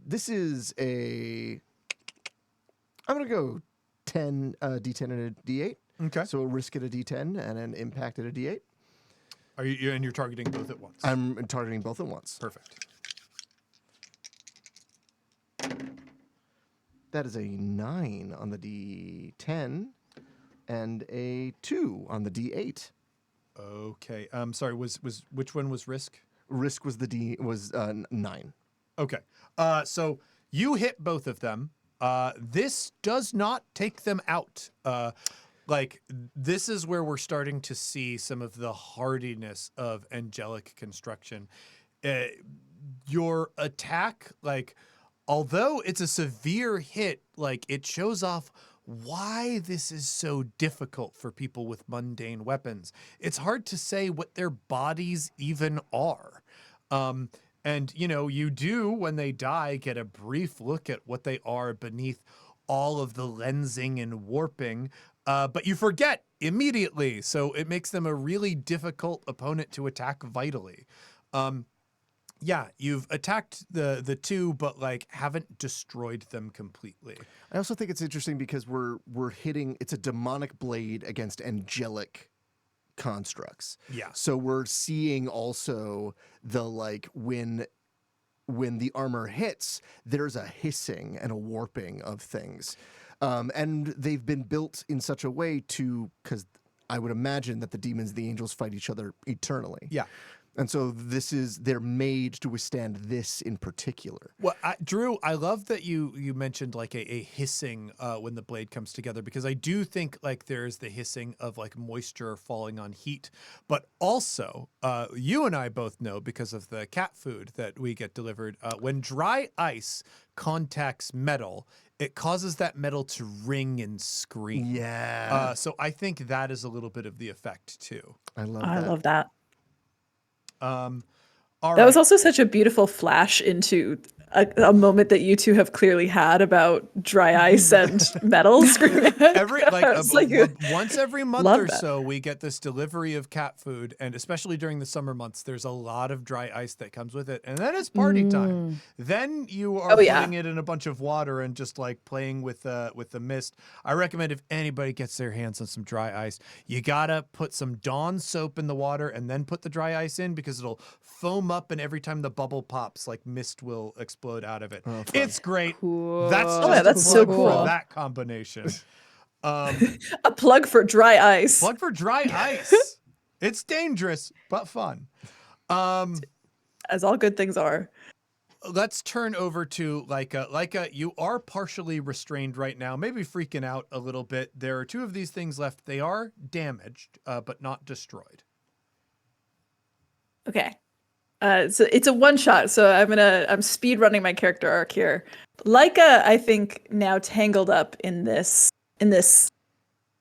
string, this stuff, this angelic entanglement. Their body starts to warp in a way that's a little bit more strange than somebody who's just uncomfortable. It doesn't even necessarily look like they're in pain, but I think they have taken the blade. They try to turn the blade at them, but that is a weird sensation, and the stars kind of warble, the pieces fly about them and around them. And then, like, their face falls off. Like they were wearing a paper mask. And then their whole body kind of crumples down. Like they are a puzzle piece, like they're a Jenga tower kind of like falling apart in and of itself. Like bricks tumbling down. And then there's this moment where the clothes, the nice half cape with the tattered, it's like a moment is like, are they dead? And then Leica, the dog, a handsome mutt with this rugged brown fur. They not even like a real breed of dog, just like the most dog-shaped dog to have ever dogged in the whole wide world, comes barreling out of this half cape with the sword in its mouth, the hilt of it in their mouth, and they slash at one of these once again. That makes total sense to me. Yeah, I will rule that transformation, especially because they were restraining a particular form, will instantly break you free of the restraint, which makes total sense to me. Reading your death mask, it looks like the only thing that you need to spend effort for death masks that you hold is to create them. It looks like you can move between them at will. So yeah, give me your risk and effect. Are you targeting both of these things? I think I am. And I'm going to do, I think, a D6 and a D12 since I got a little muddied up, so I'm not at my full chaos game. Sure. So risk D6. That was a 4 on the dice for risk. Okay. My impact was a 1 Okay. for my D12. Well, I mean, unfortunate. The rolls are just not helping you on this one, because That's you fine. targeted 2. You got just a little bit too low because you said you had 4 for your impact, right? Or 4 for your risk, Yeah. right? Oh, never mind. Actually, Or- that does hit both of them. It does hit both of them. So now we know that the defense is 2 on the locusts. However, 1 is not enough to take them down. Yeah. So there is like they are still up despite being damaged. I think kind of everyone in your group is maybe a little bit stunned by this, but I like to think that Leica still thinks that they're wearing the form of Andromeda. So when they slash, it is though they're slashing with a human hand, and they like that's why it kind of misses. It's like an awkward attack that the dog is trying to do. or I like that a lot. Chongjan is stunned, open-mouthed, aghast, staring at this dog for a second, and then kind of in like slow motion, like all the pieces start clicking into place. Right, like the animalistic behaviors, their weird like empty obedience, the things about like. I think Chongjan has brought up certain things that the hero has done or said, even to her directly in confidence before, and there was like a kind of like complete lack of recognition around it. Like all the little isms start building up to the point where Chongchan suddenly starts bursting out laughing, like a.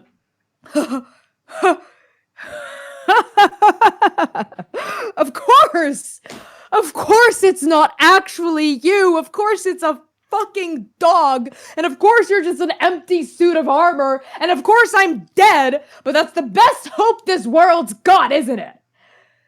Armor, I would like you to take this moment to finish off these 2 drones. Yeah, we see Armor turn and do one big cut. I'm going to do a D8 risk with an impact of 10. That is a 4 on the D8 Okay. on the risk and a 3 on the impact. That is enough to take them both down. We see Armor step Yes. forward and do a beautiful figure 8 motion that cuts through one and the other one, and we see cuts through one, and as it goes to the other one, we see the other one trying to coalesce again, and that's where Armor cuts through that one again, and so as they're trying to rebuild themselves, he cuts over and over and over and over and over again until they turn to nothing into golden motes that float off into the distance into nothing. Yeah. We see Armor place the blade into the ground and turn to Leica and go, "Chosen One, are you all right?" And they get down and they like take Leica by their face and like rub their cheeks and their ears. I Chosen mean, One, speak to me. yeah. Are you all right? Excellent. This is their tails wagging. Yeah, their tails going so like their tails going, and then like the recognition takes a second. Oh, and their ears kind of like flip up and pivot. Is something wrong? Yes, the chosen one is a dog. And Andromeda was not a dog. but Are the you dog, Andromeda? Are Did you get turned into a dog? Oh, well, No, no, I'm not a dog. To which the armor like cocks his head side to the side a little bit and goes, "But you are a dog. Yeah, I'm a dog. You are No, Laika. I'm not a dog. No, you are Laika, Andromeda's dog. Wait, you knew? I had my suspicions, but it does not matter. For you are the chosen one, for you wield the blade and have the heart of a warrior."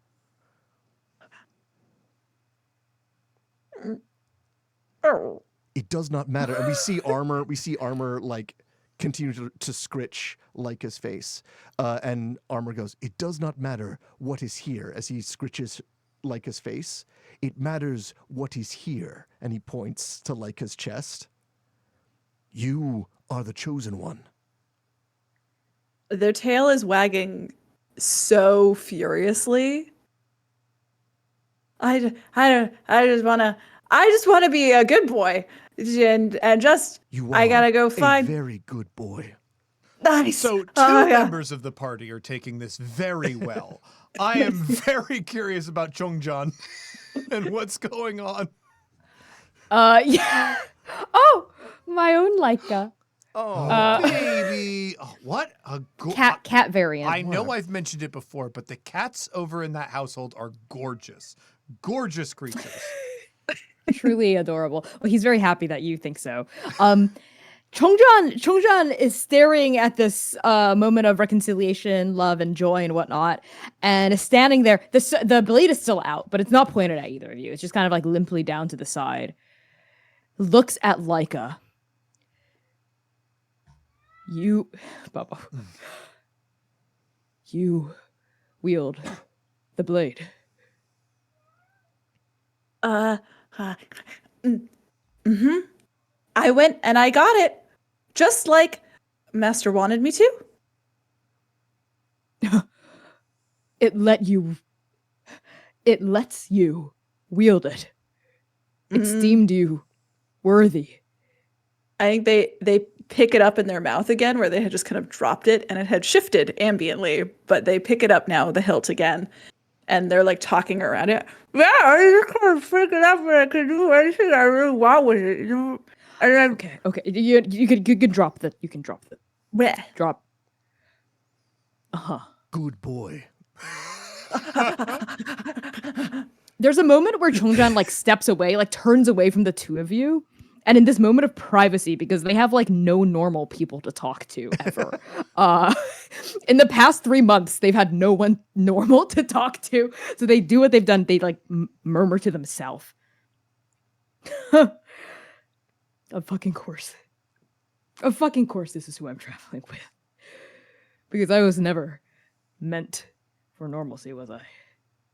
What is normal? A really good question. I think something not normal is definitely on its way as you hear in the distance the bending of boughs, the breaking of branches, the shredding of leaves, the horrible sing of the blades of a shrike. God. It is definitely after and I will say this is like a cool strategic thing that your party gets to decide on. If it's our very own Laika destroying a locust, then there's not gonna be any evidence that makes its way back to command. But when everybody else does, they know where the locusts were destroyed. And of course, shrikes are not far to follow. However, you do have an opportunity to get away. You know that like this thing is coming. You know what kind of threat it represents. The question is how your group decides to avoid it and which ways you're going. I think as we all hear this, interrupting the middle of our conversation, actually a smile tugs at the corner of Chongjan's face. And as they start to turn back to face their companions, they say, "Normal is dead and buried with the person I used to be." and so is running away. And they like flourish the sword again, and they stand like next to Leica and Armor, and they say, I have been waiting for when I would fight side by side with the real you, toward Leica. And you as well, Armor. This is good. All right, so you have decided to face down the Shrike. Woof woof. I think it approaches more and more. The strange thing is there's the buzzing of wood being pulverized, right? And that is terrifying, but nowhere near as terrifying as the ring of the ultra sharp blades as they cut through the air. It's a ring that you can hear nowhere else on the planet, that metal resonating at such a high speed. It comes through and you can see the Shrike ahead of you. I will say, you have the opportunity to do something in preparation for the Shrike. One of the things that you can do, because nobody has recovered yet, is you can take, I believe it is a breath. That is rolling the recovery die, which everybody has a D8 for recovery. You can use that to replenish, since nobody took any physical injuries, you would replenish any effort that you have spent. Since C and I do have to tap out at the hour, perhaps this can be kind of like our last stand, last moment action that we take as we start to face off against the Shrike. Excellent. Then you brace for the Shrike to arrive, and that is where we leave you. I want to say thank you so much to Connie and C for joining us, for helping us test out this system. I don't think it fell apart completely. I think the parts of it that we knew were strong it was so much fun. held quite well. The mechanical parts do seem to be working right now, which is very, very good. So I'm happy with that. But of course, I want to remind everybody that we're here. We're here because we are trying to support the One Shot Network as a whole. It's not just the stuff that I do that makes the One Shot Network what it is. There are shows like Mystery County Monster Hunters Club, our urban fantasy about the most teenage protagonists that you can possibly imagine. I've seen a lot of shows that like are purportedly starring teen characters.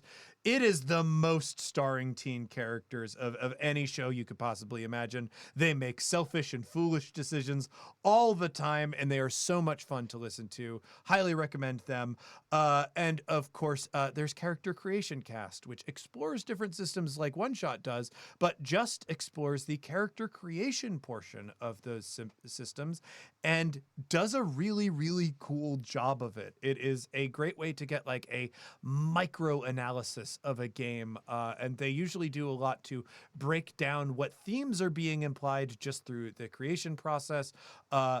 That and so many more shows are here on the One Shot Network. And in order to continue making them, we do need support on Patreon. So I encourage you now, if you can, to go to patreon.com/oneshotpodcast and see if there are any levels you might want to sign up for.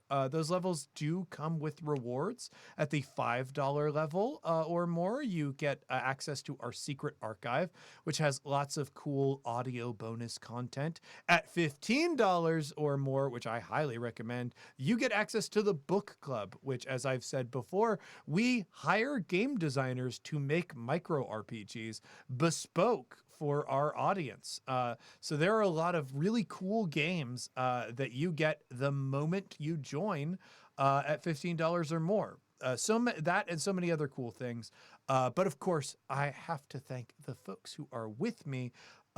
Connie and C, could you please tell where folks, if they came to love your role-playing and your world-building, the way I certainly did, where they can find more of your work and just you in general, if they want to chase you down and shower you with compliments? Yeah, absolutely. I am Connie Chong, pronouns they, he, and she. As I mentioned at the beginning of this stream, and I will again, I am the game master and creative director for Transplanar RPG, which is an all transgender, people of color led, dark fantasy actual play TTRPG channel telling stories in an original non colonial anti Orientalist multiverse. We tell stories about really sad, angry, gay, and trans people fighting the embodied forces of horror and eldritch abominations of the multiverse and whatnot. So if that it's like the L word meets Cthulhu. So if that's interesting to you, you should check us out. I'm also the game designer for God Killer RPG, which is a holy punk duet TTRPG for one player, the God Killer, and one game master god. If you want to kill a god, check out God Killer. The Ashcan's out right now on itch at byconniechong.itch.io, and the full game is in development with Evil Hat Productions. And this is my little Leica. This is Oh Bao my Bao. goodness. He's our Mr. Man, Mod Bao Bao. He mods all of our streams, and by that I mean he sits on our laps and sheds fur everywhere. And I'll pass things over to our incredible producer, dramaturg, wearer of many hats, including the awoo one you see right now, C. Thomas. Hi, everyone. My name is C. Thank you so much for having me. I use they, them pronouns, and you can find me making very trans air on the internet at C Plays RPG. If you liked what I did here tonight, you'll it's very different from what I tend to do other places. But hey, I can do it all. So I was so happy to be here. I am, like Connie mentioned, the dramaturg, producer, and wearer of many hats over on Transplanar. I'm also a performer. You can find me playing in the recently completed God Killer Last Hope, which is Transplanar's first in-studio production. I've also been working on a brand new merch line for Transplanar. Decided that Transplanar is also a fashion brand. So if you like Connie's sweatshirt, if you like my hat, check it out. Yeah. You can always find us on our website at transplanarrpg.com or transplanarrpg.shop if you want to check that out. Otherwise, thank you so much for having me. Join the Patreon and make sure that James gets paid money and dollars. Yes. Ideally, Give James your money and dollars. Give James your money and your dollars. All of my money, I can tell you, definitely goes directly towards feeding my child. So Hey. please very much support that effort. And of course, Drew not only was a player on this, but the co-designer of this new system. Drew, where can people find you and your good works? Yes, you can find me at Worlds to Forge on the socials. You can also find me at Skyjacks, Courier's Call, online and wherever you can pick up podcasts. Go there, listen to it, enjoy it. You know, feel a little hope in this awful world that we got going on. And with all that out of the way, back to you, James. Yeah. Well, we've already told you to support the Patreon. I've already told you to check out Transplanar and all of the wonderful things that they're doing there. If you like this game, keep watching. Join the Patreon at the free level. I promise that when there are new things that come out about Cosmic Century Knights, that I will let you know there as well, so that you can get your hands on it and play it yourself. But with all that said, be sure to join us tomorrow night. That is the end of One Shot Toberfest. We have one more event that we are going to be streaming, and I am a part of that event. And can I remember it off the top of my head? No, I was at a convention quite recently. It is pub trivia with the folks from System Mastery. If you know Jeff and John from System Mastery, you might know that they recently, for Adams Media, the publisher that we write for occasionally, created a new RPG trivia book. So they are going to be running trivia for me and a couple other folks on the One Shot Network. The questions that they wrote are really wonderful, very difficult questions that even being somebody who has my base of knowledge and has been working in games as long as I can, I'll be struggling a little bit with it. But it's so very cool and such a great way to close out all of our efforts here. I can't thank anybody who has joined up with the Patreon enough for your support. It means the world to us. And we'll see you next time, heroes.